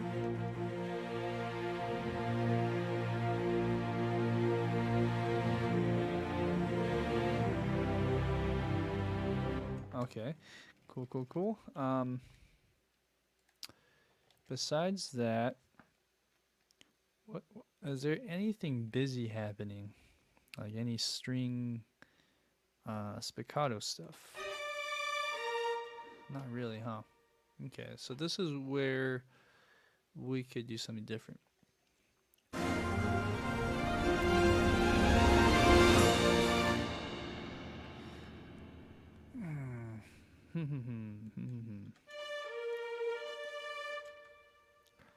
Okay, let's get rid of the strings. Although the strings sound great, we have to differentiate this moment a little bit differently. So let's do the Jaeger strings. Let's just get rid of that as well.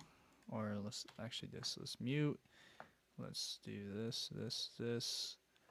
Go to duplicate versions. We have to rename them all at once. Go here, like that. All right. So now I can delete these guys. That way, if I ever go back, I can just go here and find the original. All right. I think we're good to delete that. Just bring that out. Although this one, let's draw it in. We'll start with the ensemble patch.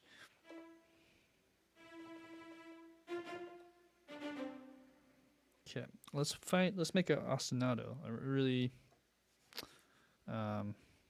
exciting one. So let's see, over in B flat. Da-da-dum-da-da.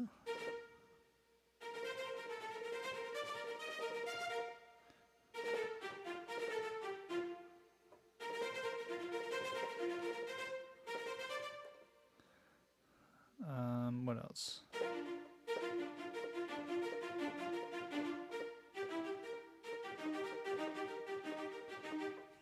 Okay, and I think we're just going from B flat to C. Let's see, let's write this in, B flat to C, like that. Okay, let's find this guy again. Okay, let's glue this. Why not glue that together first? Okay, now let's press play.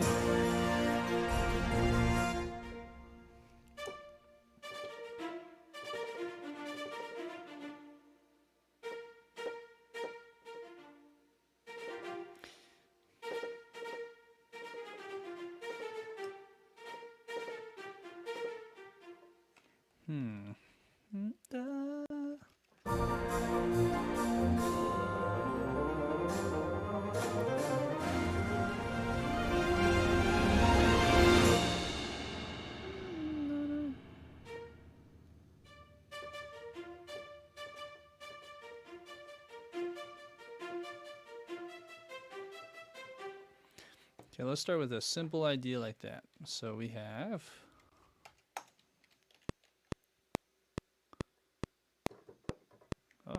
hello. Oh, I see. I clicked on the chord track, so it's highlighting the chord track. Gotta arm my strings. Let's try again. Okay, all right, we're in the same spot. Record this time. 1, 2, 3, 4. Oops. I could probably do some one hand actually. 2, 3, 4.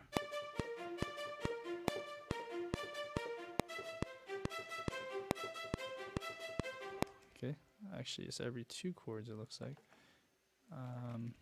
Every 2 bars.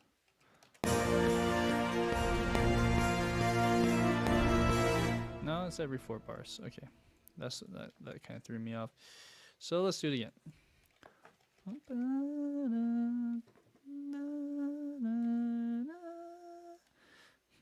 How would that work?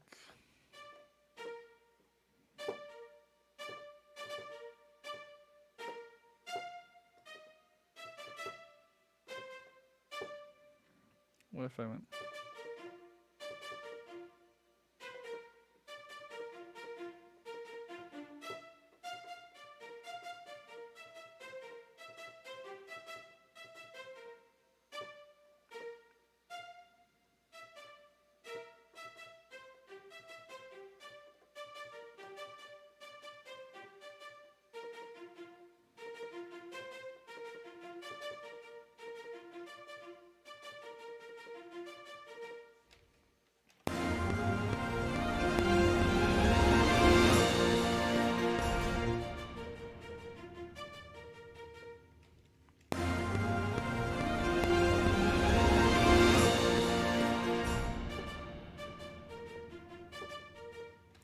Maybe, yeah.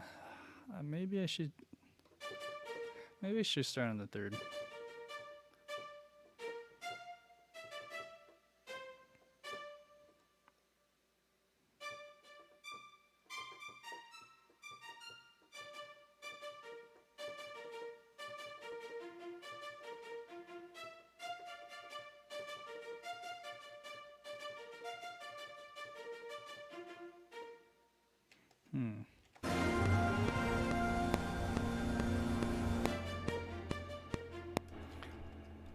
The most simple idea would be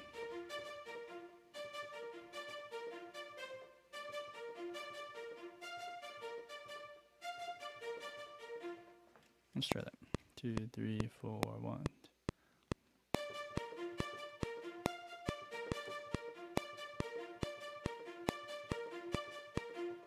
Okay. So then let's bring that back over here.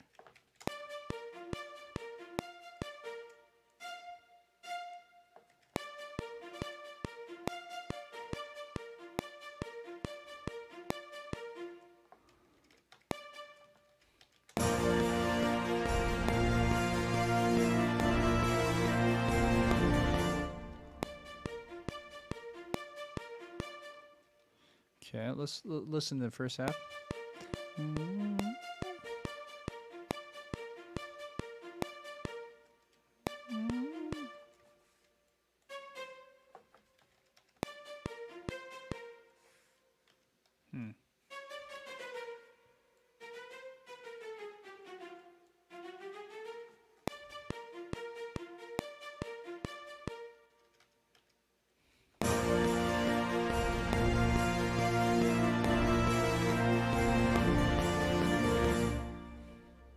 Maybe change that.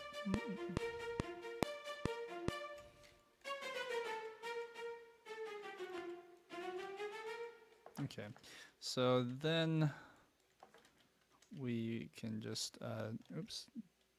duplicate that and go to the C. Okay, the only problem with this is we can't hear it, so let's go bring that up in volume like this and like this. Okay, and then we can double that on a different patch as well.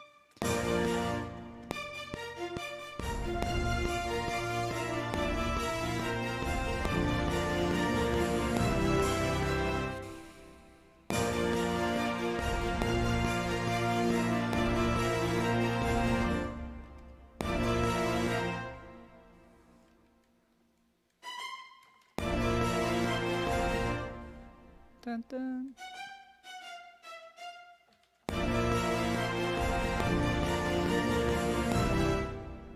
Da, da, da, do.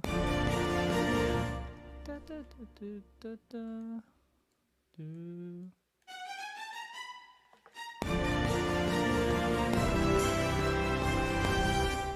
Okay.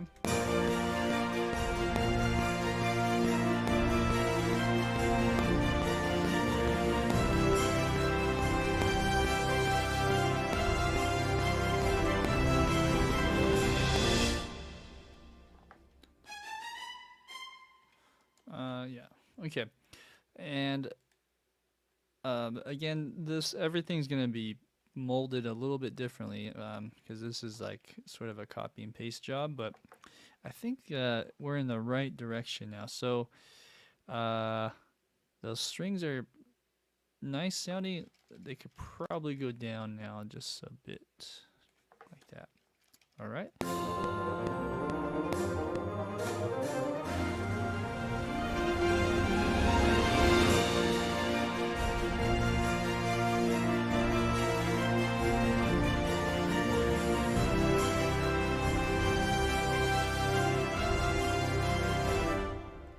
Okay, I have an idea though. Right here, we should just mute it.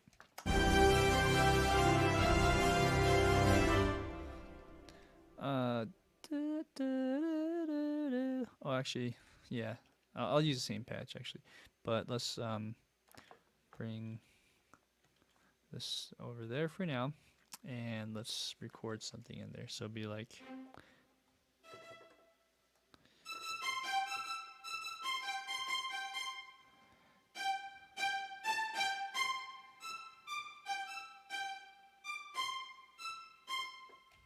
Okay. Oh yeah, also, before I forget, I need to make sure that we are doing spiccatos. No, staccatos. Okay. Okay, and then right here, I'm just gonna do a sustain or portato. Let's do portato.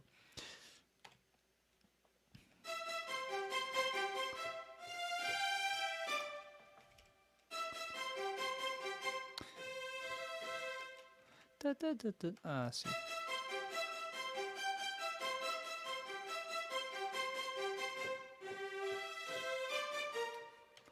Okay. So I just drew that in retrospectively.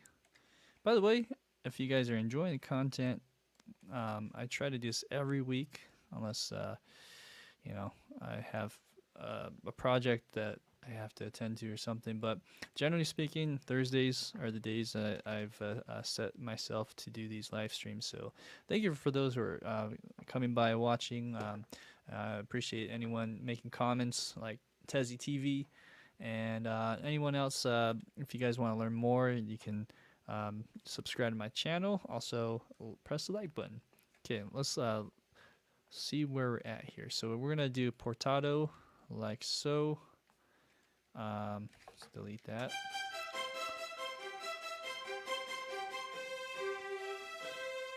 Okay, this is really loud, so we gotta keep that intensity up.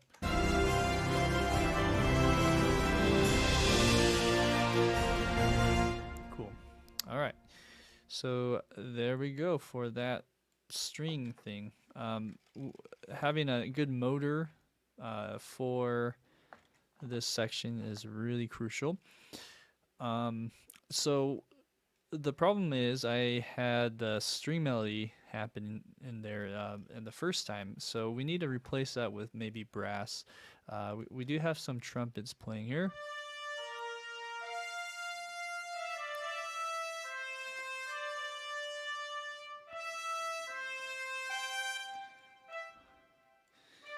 I'm curious if I change this to like staccato, or yeah, I forget there's portato on this sample library.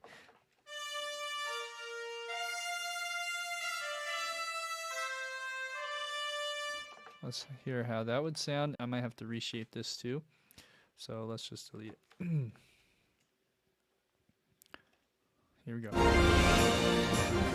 Sorry, that was a little bit loud.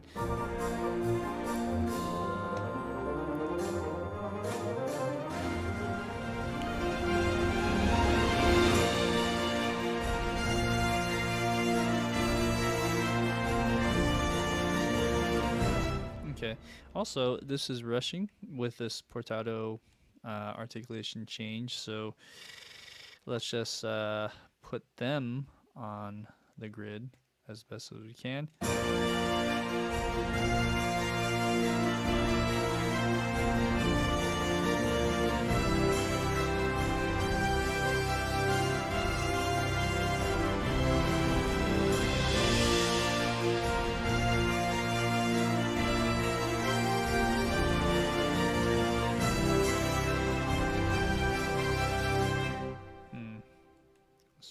actually. Keep that up.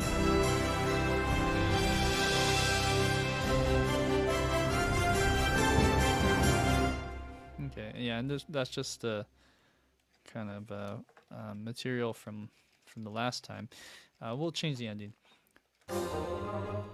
I'm just thinking here, to make things really pop, we need to do harmony. Probably with the trumpet. So let's take what we just have here and let's put that melody into a different patch, like this one. Turn it on. Okay, and let's put that in here. So this is a different library. It's a Sonore, which is Cinesample's library. Okay, and what I'm going to do is I'm going to use these two different libraries to blend and harmonize each other. Okay, so I have the two different colors now. Or let's see, did I not highlight it? There we go. So I have two different colors I can go back and forth on. The purple is the harmony. So let's go ahead and do that. Let's bring this an octave lower for now. Okay. Let's figure out the notes.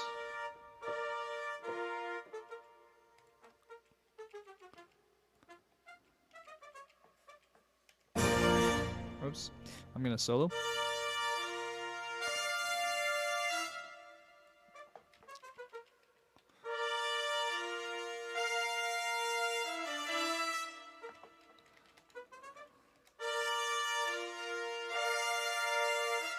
Okay, that sounds pretty good. And then next is da da da. So we're doing a Lydian. The E, it should be an E flat normally, but we're doing an E Lydian, so it's E natural. So that's tricky harmonize sometimes, I feel like. Because I could do a C.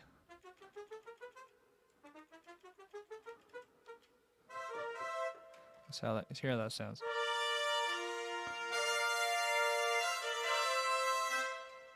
Okay. Oh, both of these kind of too long there. Okay. So that, yeah, in context when it's going fast, you probably don't even hear it half the time, but what if I change that to...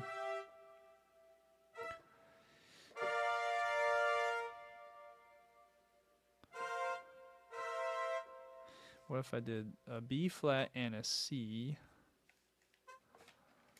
to kind of strengthen the root of the B flat?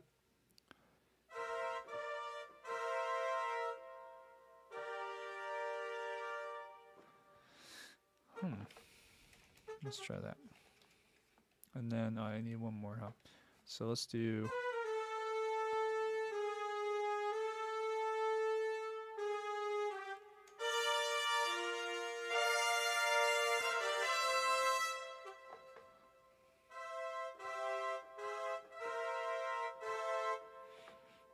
That makes sense there.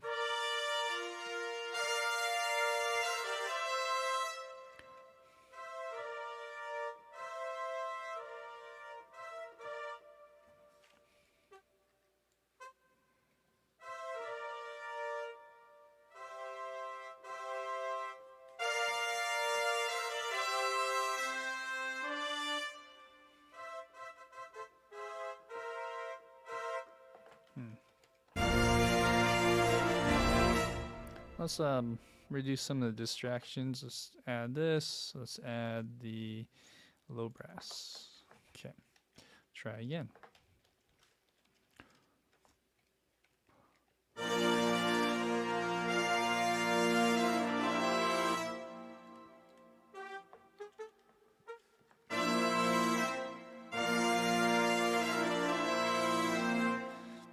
Might have to do that. And then let's keep going. So I'm looking at the purple. Let's go to purple here.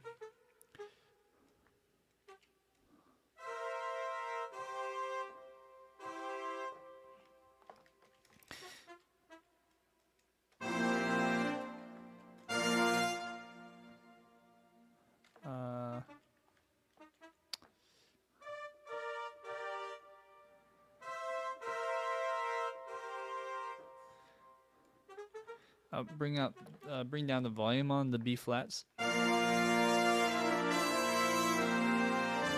I think that'll help though.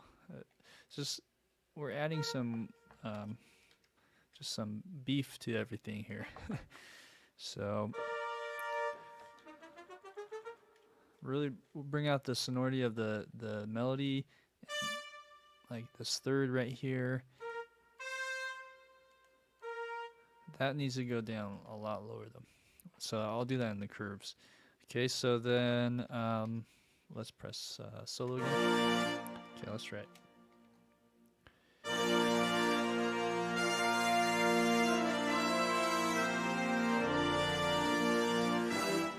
Something like that. Yeah, see, notice how I went down on that B flat a little bit, and I could probably go even a little bit lower on it, but let's just do that for now. Okay, next, now we're on the C chord, so we have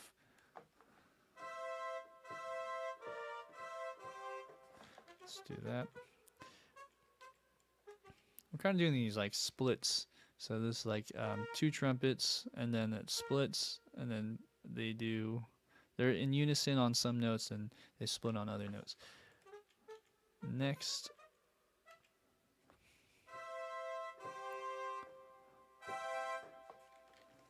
like that.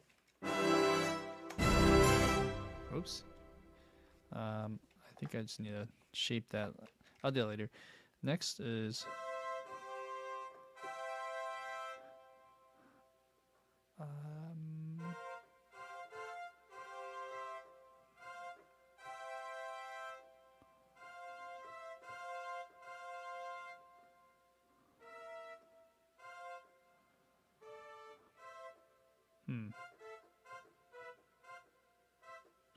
maybe I'll do 2 C's or 3 C's in that case.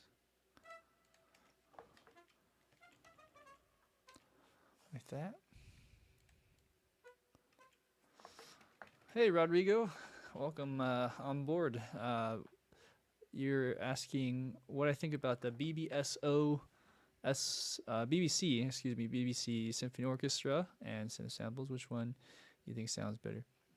Oh man, I think they both have great advantages. I know Cinesamples, their strings, maybe other patches like the Woodwinds and brass have the same note legatos, which is really useful. And so a lot of people like that about Cinesamples. I don't think BBCSO is as versatile in that regard.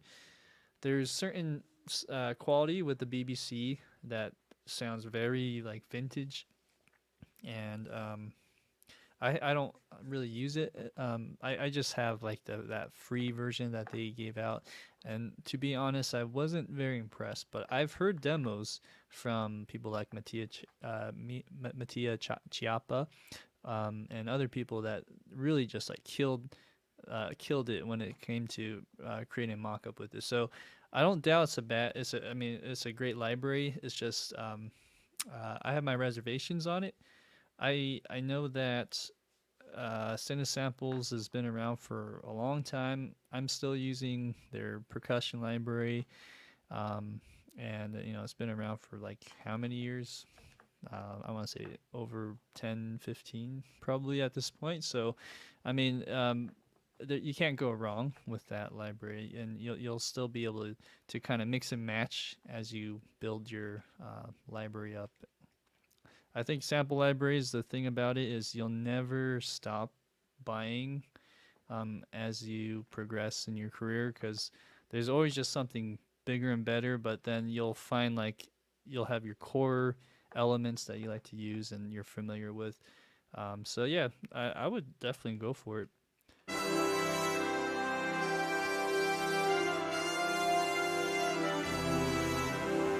Okay, yeah, it's kind of the trumpets are a bit obnoxious, but I think in context it'll cut through. Sounds good in that regard.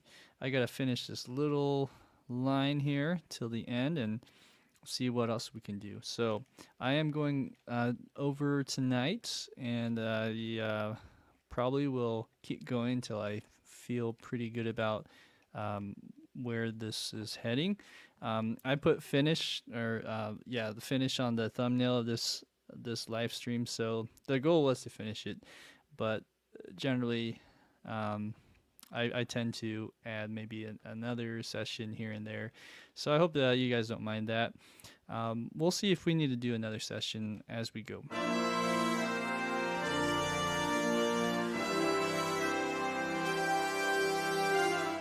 Okay, so I have 2 of those for some reason. Okay, so that's good. So these are all portados, I believe, or sus accents. Let's make those sus. Well, let's do staccatos on these ones, actually. Okay, and then here.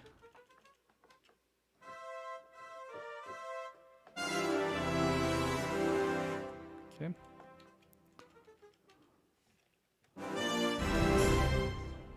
Okay, so the great thing about this next part is this generally the same stuff. So let's go ahead and copy that idea from earlier. So we have D, B flat,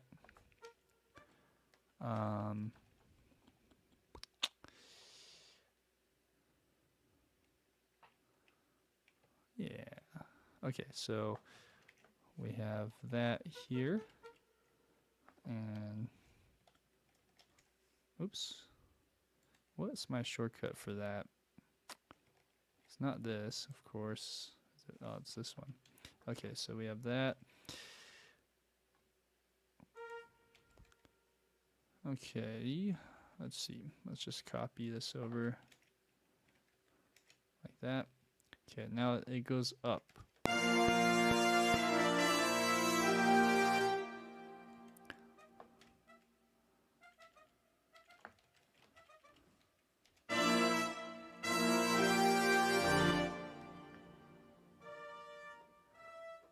Oh, oops. Let's do that.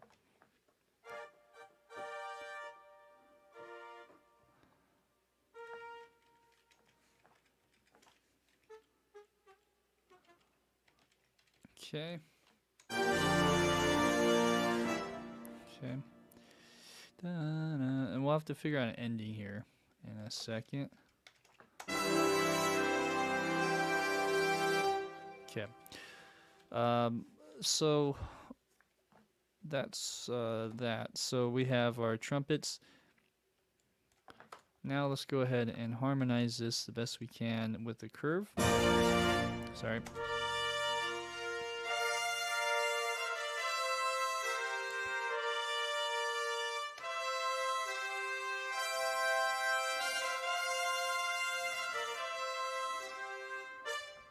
Okay.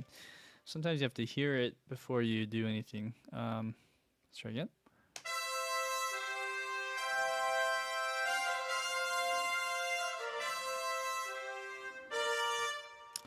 Now last part.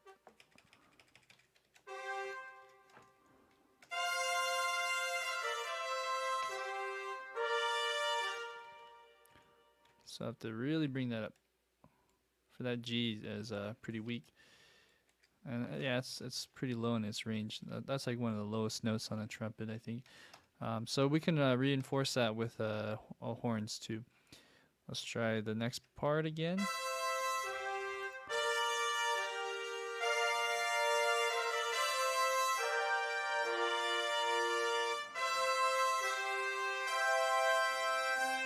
Okay, there's a wrong note here.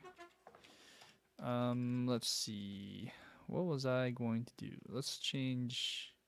Oh, right here on this part.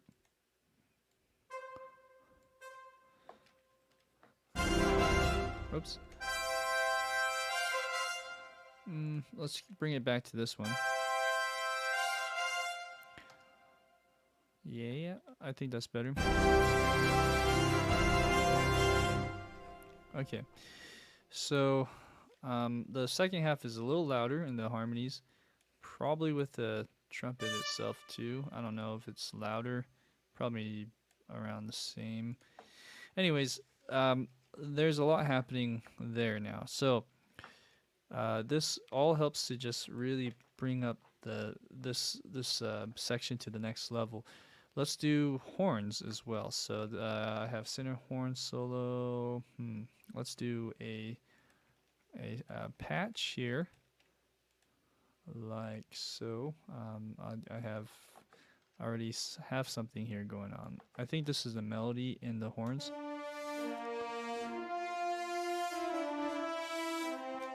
Okay, so what I should do is find another horn patch. So let's find maybe the Sonore horns. This one right here. Turn that on. Okay, and whatever I just made for the trumpets, which is this, oops.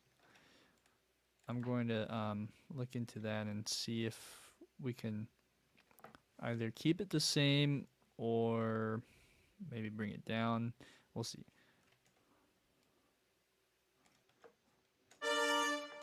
Oops. Let's unsolo that.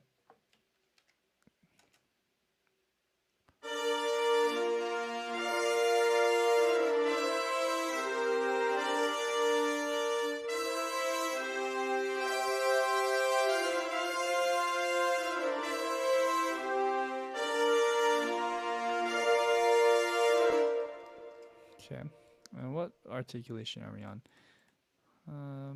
Let's do that.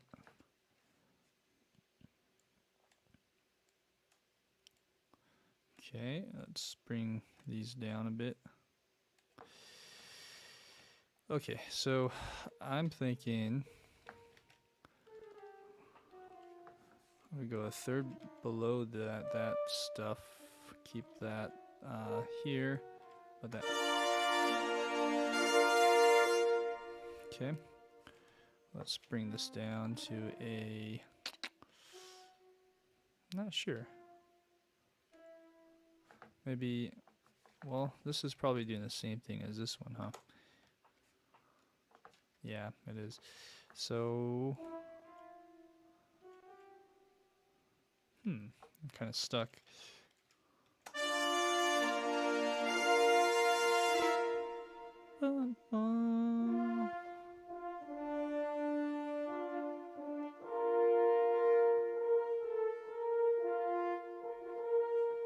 Let's just do this.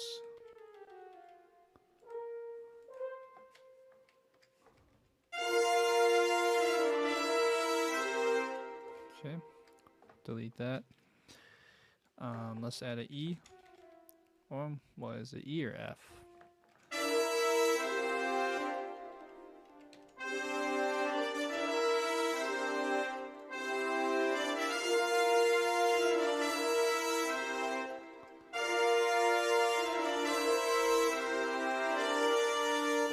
Yeah, that works. We'll keep, well, maybe let's go down on this one.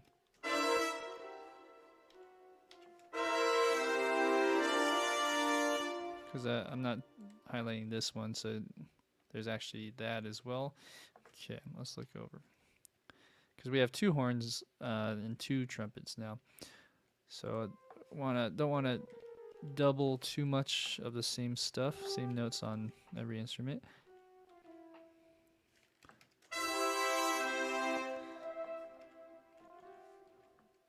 Oh, interesting.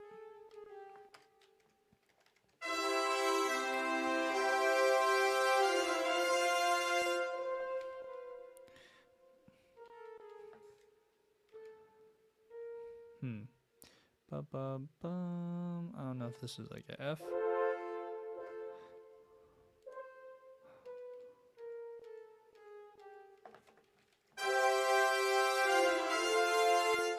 Nope.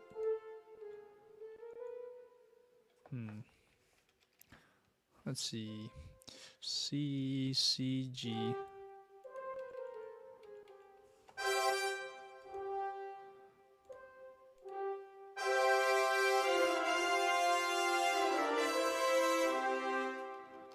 Okay. Da-da.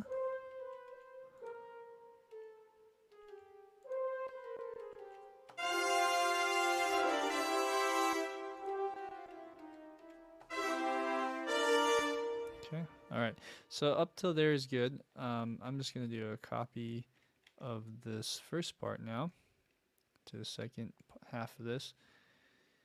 I think to the F, and there should be a B flats and a C. Cool. Here's the C again. C chord progression. Just gonna copy that over. Okay, so let's go from there to there. Delete this. Remains of from the past. Okay.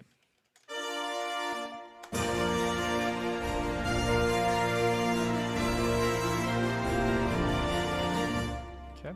The only other thing is just to bring this down a bit, volume wise. So let's reshape the curves. Here we go.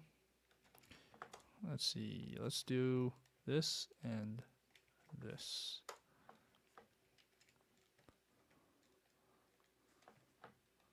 Zoom in just a bit. Oops.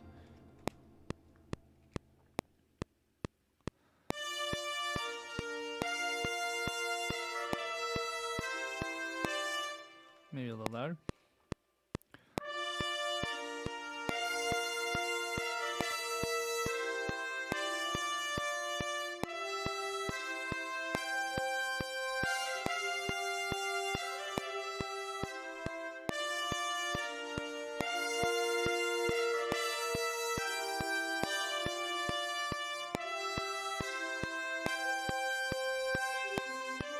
Okay.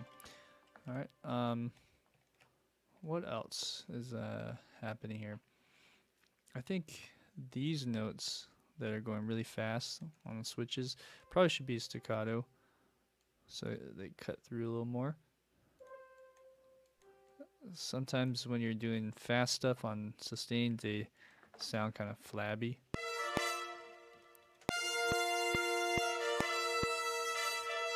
Okay, let's see if I can even just solo that and hear it.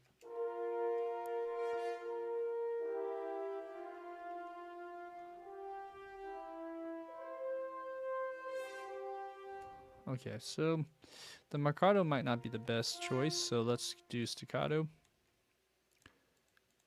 Like that. Okay.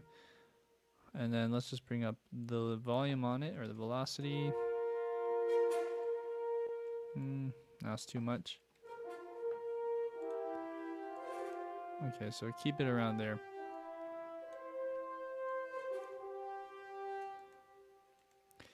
Alright, same idea on these notes here, just kind of around this vicinity, and change that back. Okay, that should be good on the harmonies there. Let's see what we have. We have brasses more or less finished. The low brass, I'm not sure if I'll keep this, but let's make do with it for now. And let's glue these guys. Well, let's see here. Might as well just do that. That's the faster way to do it. Okay. And just kind of give it a quick visual peek. This includes percussion, so maybe I'll just do the MIDI, tune MIDI. Okay, zoom in a little bit.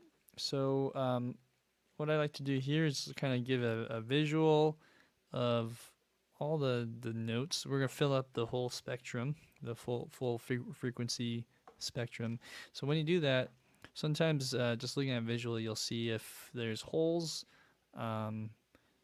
anything that looks kind of weird. It looks okay, but of course, use your ears.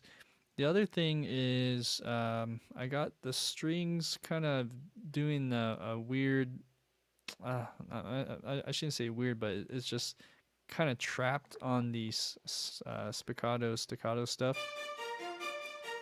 So at some point I have to figure out how the strings can break out of that. Okay, so the low strings and brass are doing the same thing. Oops.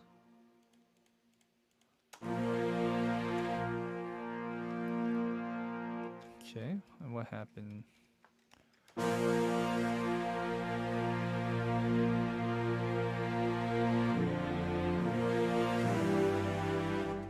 Okay, so let's press play. Ready to with everything.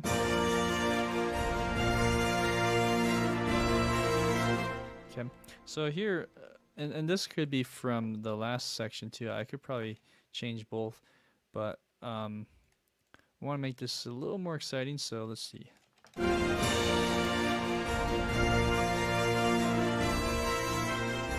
So let's like do a little harmony of that too.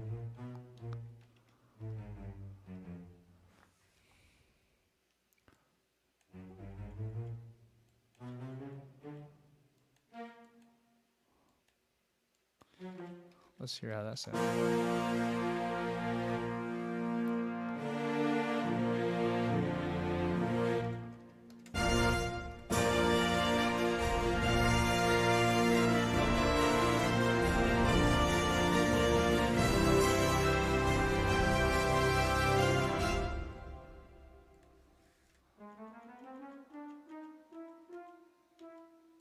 Okay, so yeah, let's do that. We're gonna break this again.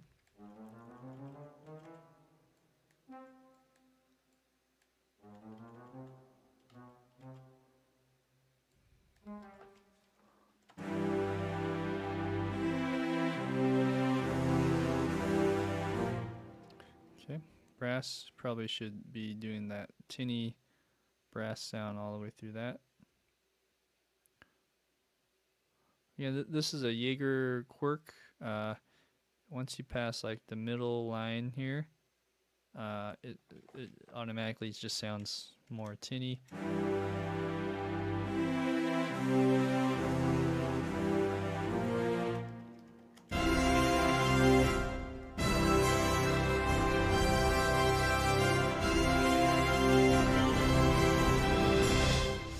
Okay, although that might conflict with what the melody's doing, so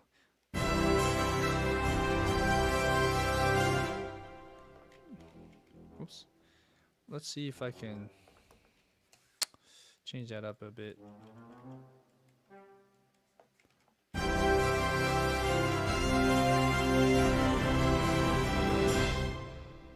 Maybe do that. So it's just not stepping over the melody too much. So there you go. Dun. Glue that together.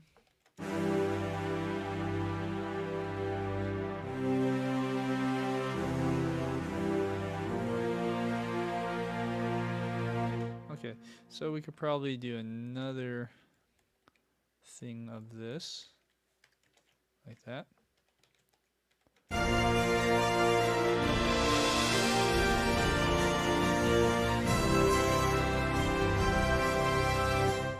Okay. All right. That covers most of the strings and brass. Woodwinds. Have we done woodwinds? We haven't done woodwinds, huh? Okay, so this is where woodwinds can make things a little exciting. Let's see.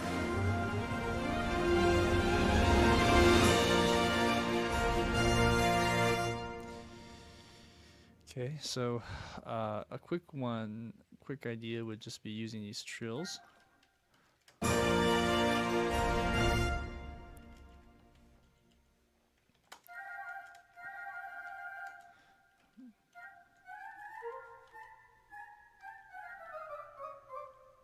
Doesn't go to B flat, huh?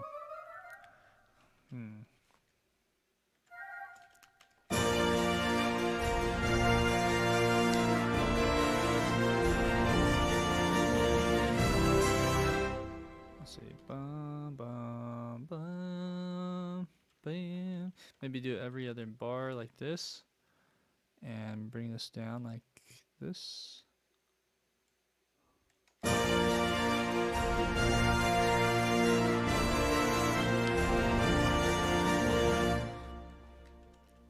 Okay, so as that's happening, we could do a run with the Woodwinds. Dun dun dun yeah, something like that, right? Dun yeah, leading up to it. Let's use these instruments here. Although I don't have the gen art so on these, I don't think so. Let's see. Let's go ahead and double them. Oops. Wrong key. Partly why I'm using wrong shortcut keys is I was working on the movie, and it was on a Mac.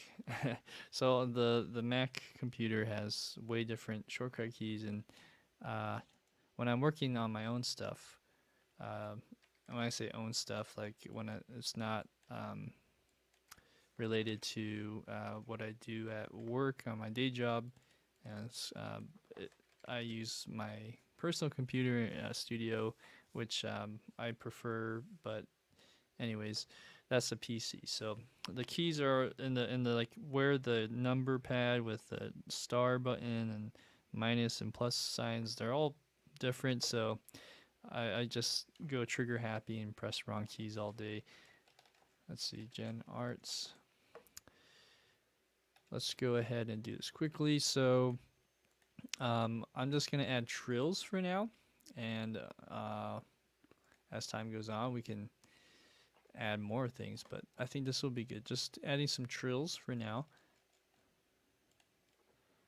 We have Woodwind. For some reason, the left button didn't work. So I'm just going to have to go in manually and do this. Okay, great.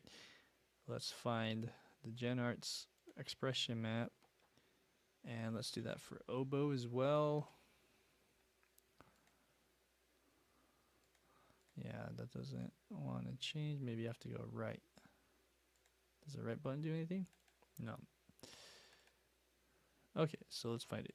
Oboe, instruments, Gen Arts.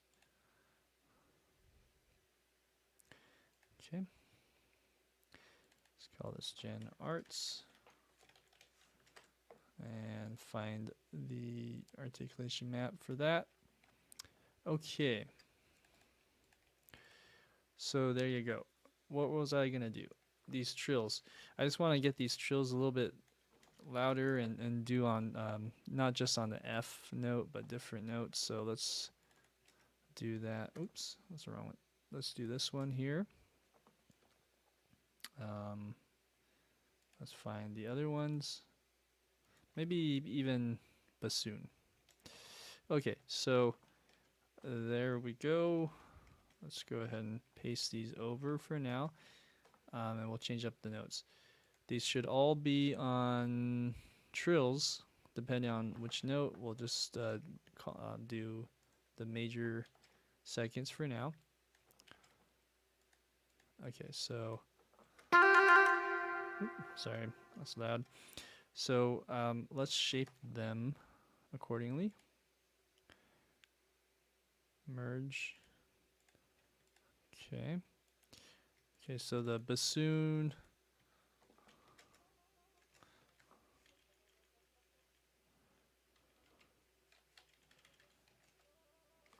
Let's do D. It's kind of hard to hear right now. Clarinet is on F. Okay, this one's kind of loud. So I'm debating if we should do the whole chord, and this spells out all the different notes.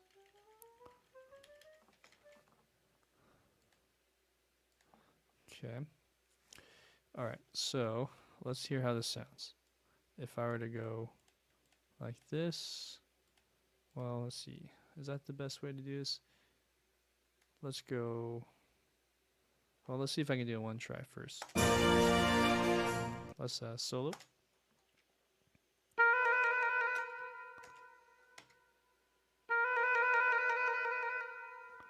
All right.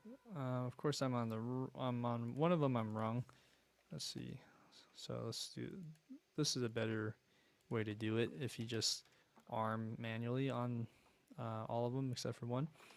Okay, so let's change the CC7 setting as well.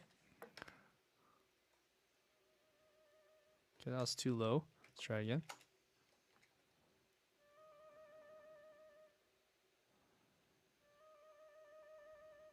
Okay. All right, so the problem here is it's probably too low. Let's go higher.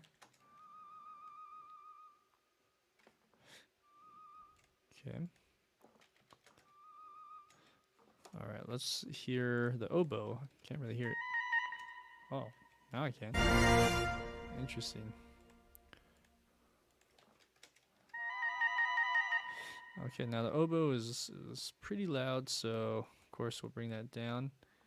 Like that. Like that.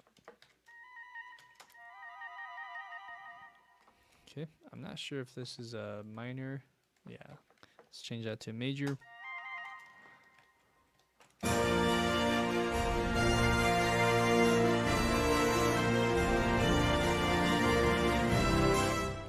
Okay, so that does some good, I think. Some adds a positive sound to it. Okay, so now what we'll do is we'll double that to the next part and change the notes to a major second up on everything. And let's go ahead, merge these together. Like so. Boom, boom, boom, boom, boom. Okay, let's hear how that sounds.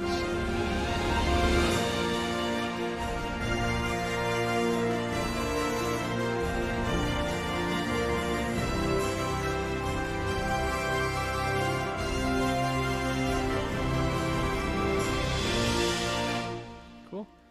Now that's just a quick and simple fix. I think what would be better is going broop.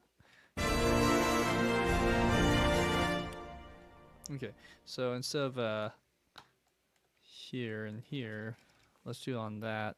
Okay.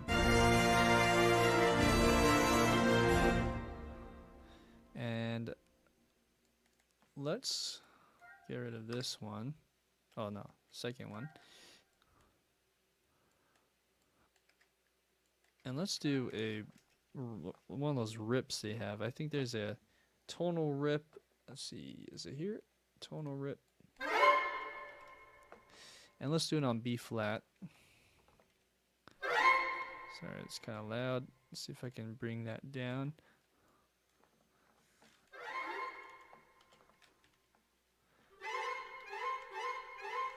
Maybe D.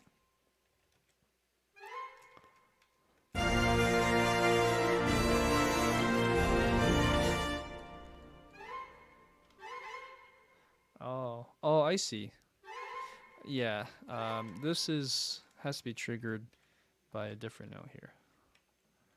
So let's put it as close as that note, and let's do a B flat.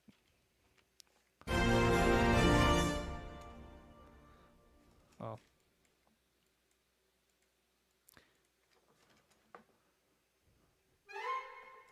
Okay. Do I need to go higher? Yeah.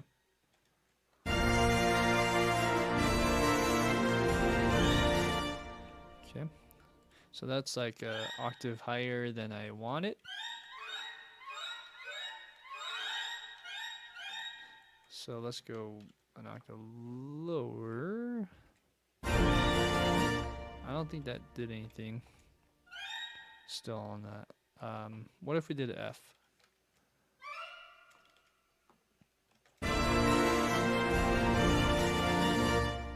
Okay, yeah, that's a good compromise. So we'll do an F, and this is just because we don't have that that particular note. I was thinking B flat, but F works just as good.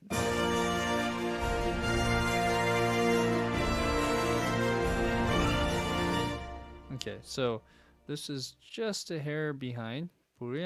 So then we'll do another one. Boom, boom, boom, boom. Oops.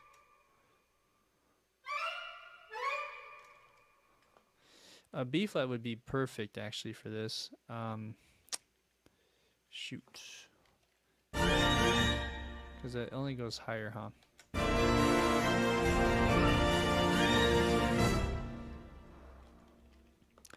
That's the downside of using a library like this, is if it doesn't have it, then you're kind of out of luck.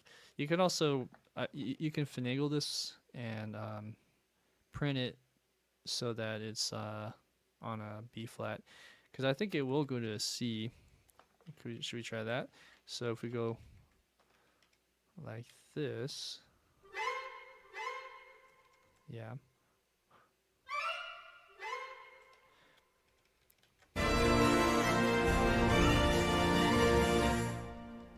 Well, let me see what chord we're on first. I think we're still on B flat, right? Bum, bum, bum, B flat. So the idea I just had that I said was, if I were to print it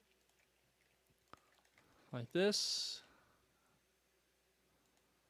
let's try it.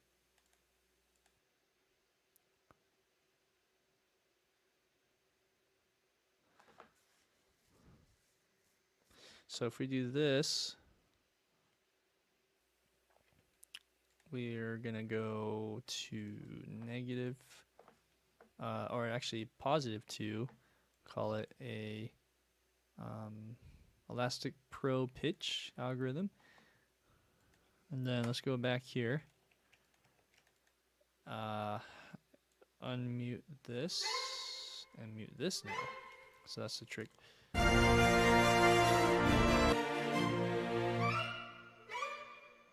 Okay, there you go. I think that's it. So I have my B, F, and then a B flat right after, and I had to go 2 notes above on transposing on that. Cool. So let's relabel this before we forget, like that.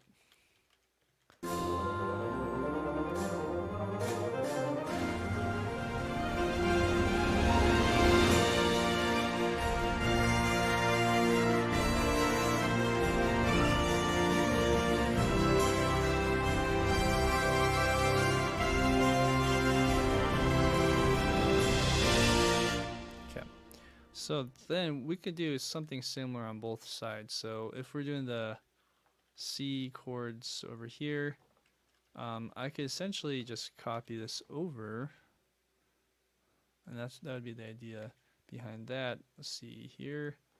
So we go like this.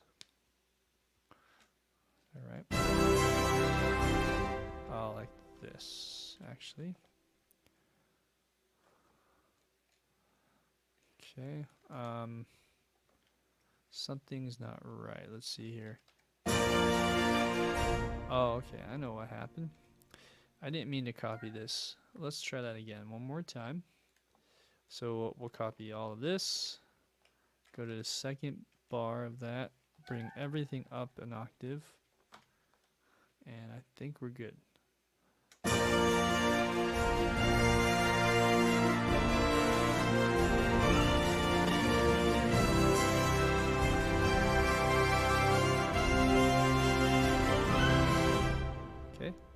So now we're doing a G, and then we could actually bring that C back in, and that C would work because it's in that patch. Seems like it's loud though, so let's just bring that down.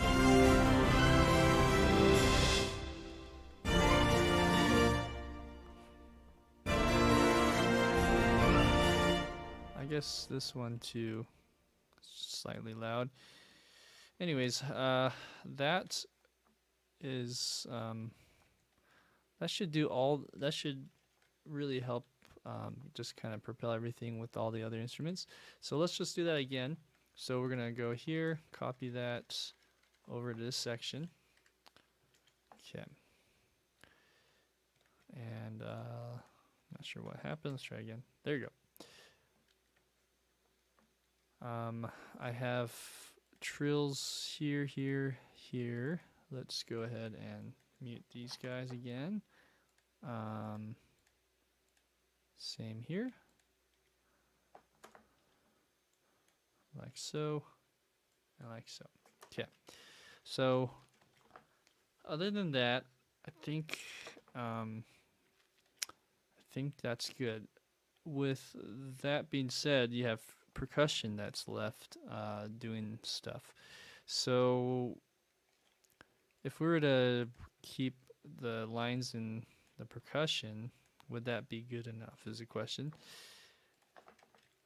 And I'm not sure. Let me glue this. Okay, so let's just solo the percussion.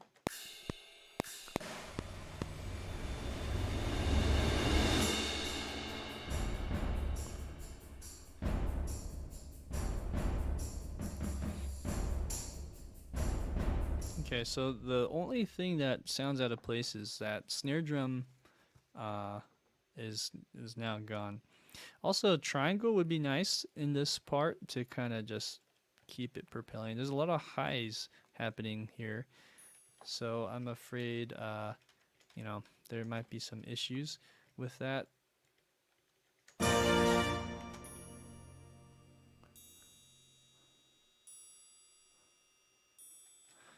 Something like that, or dun dun dun dun dun dun like this.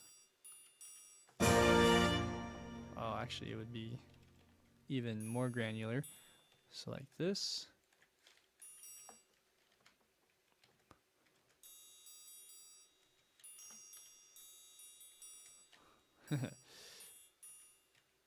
Okay, so it should look like that more. So let's just copy that over.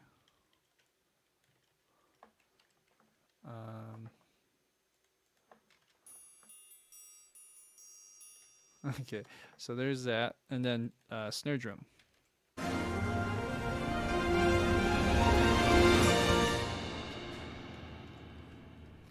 Okay, oh, let's go ahead and get rid of this.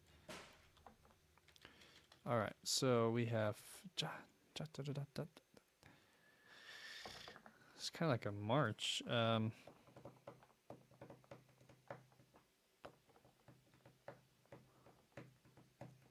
go da da da da da. Let's record this in. I'll do a little slower.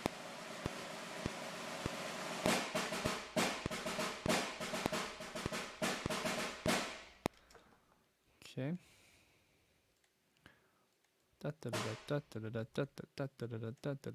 Let's make these all small, like that. Okay.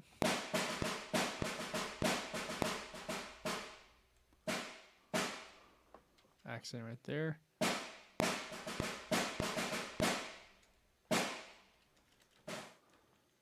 All right. So this is a 2-bar type of idea. Sorry, I'll go full tempo this time.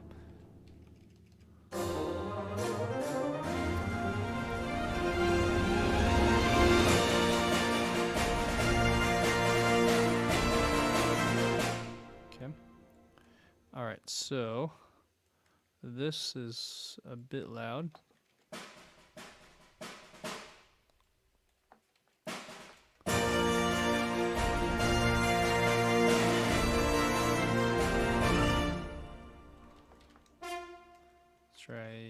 Let's get that balance right.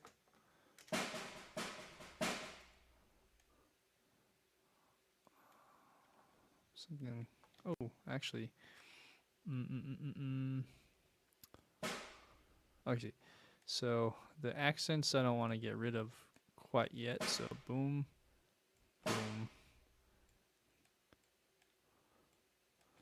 Let's try that.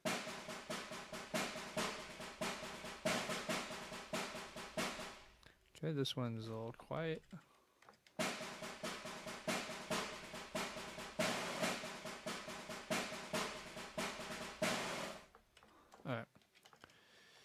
Okay, let's bring the volume down just a bit.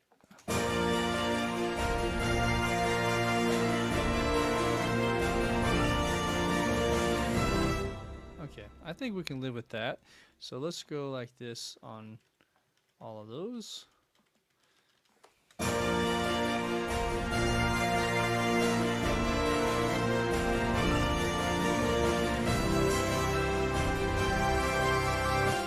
Okay, I heard a weird, let's see, something with the tambourine. Maybe it's this one.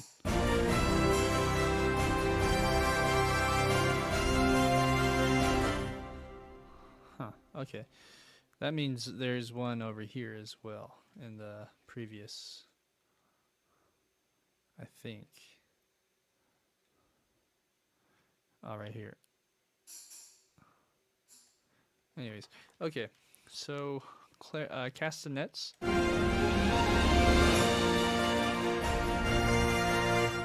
So, I think it would be cool to just add some castanets in there. 1, 2, and. So, let's go 8th notes. Like that. 1.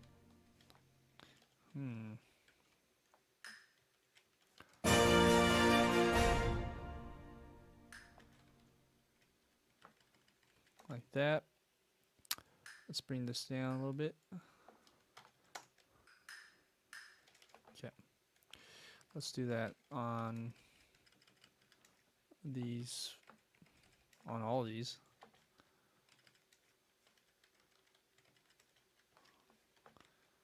Okay. Next.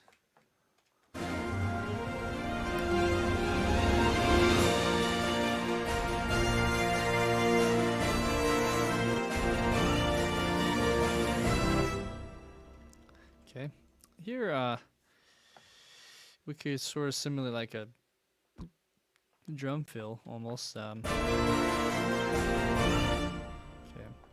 so dun dun dun. That's what I did before.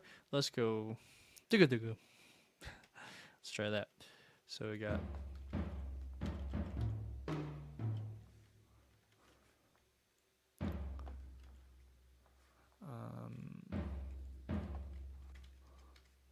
Bring it out.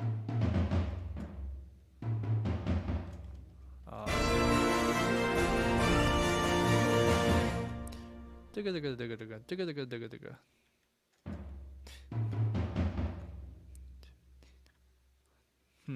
So we're gonna have to go twice as fast.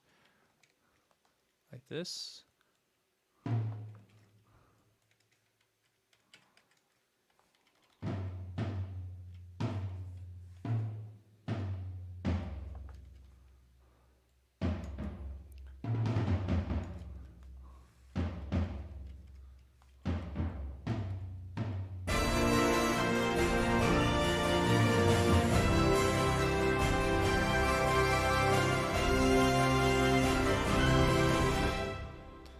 Dun dun dun dun dun dun dun dun dun dun dun dun dun dun.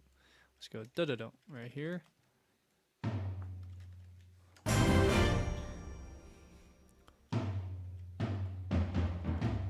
Like that.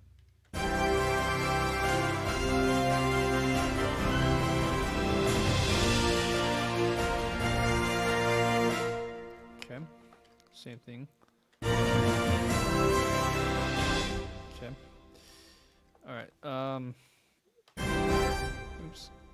Let's look also at crashes. So I have a crash hit on one of these. Let's see.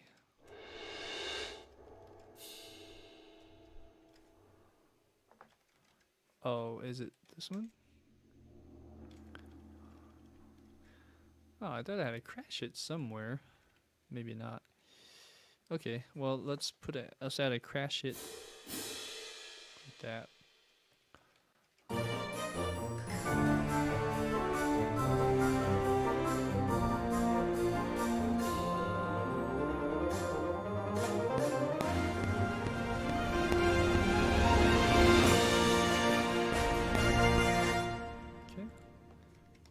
that volume up a bit.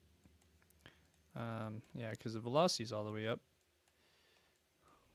Oops. All right, so let's see. Sorry. Let's try that again.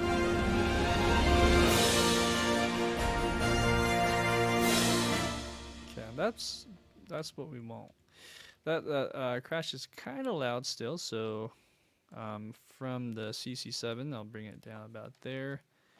Okay, then let's do that every bar.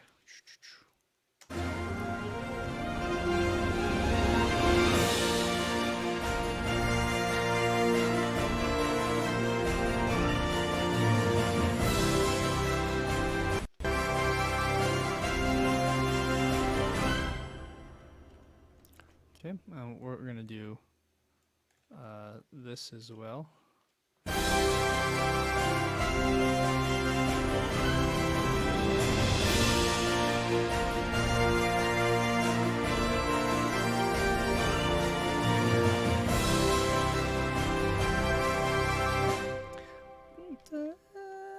Da da da da da da da da. Let's see, let's play this.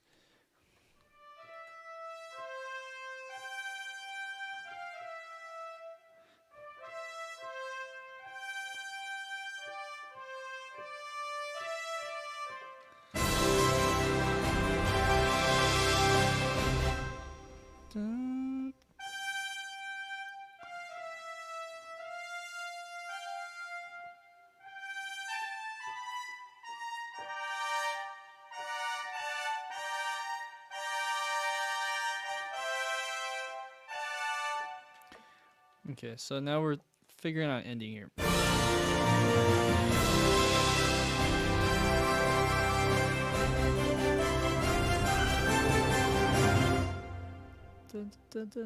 You know, that isn't as half as bad as I thought it'd be for ending, but I might just need another day on this, to be honest. To do it right, I think I just needed to spend one more session on this to come up with a good ending. I thought I could do both today, but using, because I knew I was going to spend a lot of time on this little run up to the big chorus, but I think we need to make a proper ending. So, and what the proper ending means a new session sometime next week. Normally, I just mentioned like 30 minutes ago, normally I stream on Thursdays. I think I might have to do with Wednesday coming up, so just I'll let you know on the schedule for that.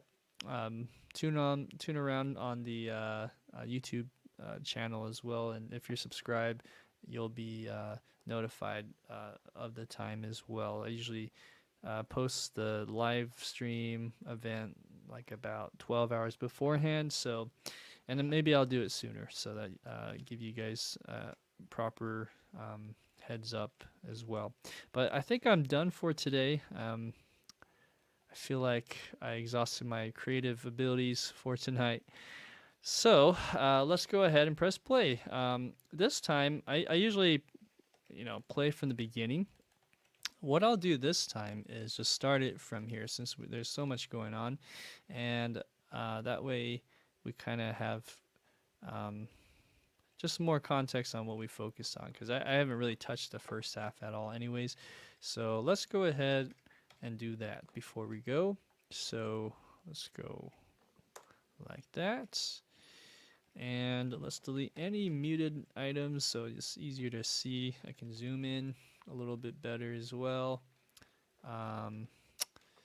Let's get rid of this. Okay, here we go, guys. This is the second half of the adventure queue that we've been working on last episode for today, and the last episode mainly. So here we go.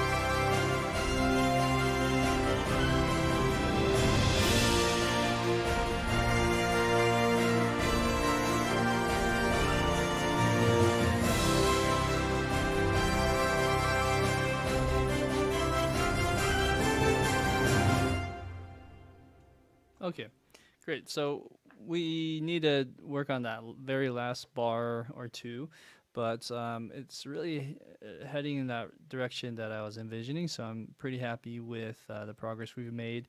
With that being said, I'm going to play some music. Thank you guys for watching. If you haven't got a chance to watch it live, that's okay because I'll keep them open, up and running on my channel. And that's generally commercial free. When I say generally, I don't put commercials in between the sessions, so you can freely skip back and forth for referencing.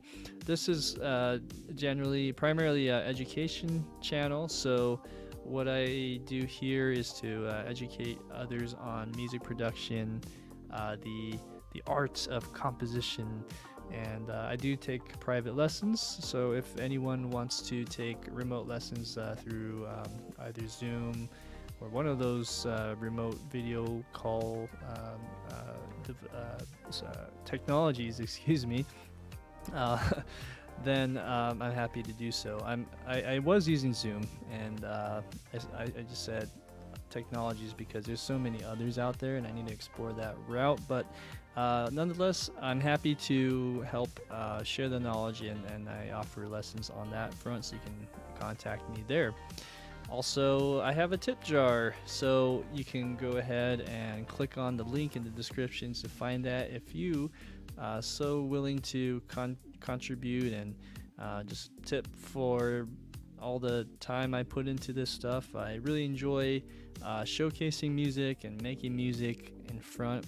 A lot of times I feel like people who watch other people's channels make music, sometimes it's like a highlight of everything, so it's skipping out all the nitty-gritty details, warts and all, as they would say, all the little mistakes that someone would make along the way. I've done it all on my live stream. So we're on episode 45, so generally things get better and better over time. I hope to just keep creating better content as we go along. So thank you guys. Thank you for watching. I'm going to go ahead and sign off for today. Okay, take care.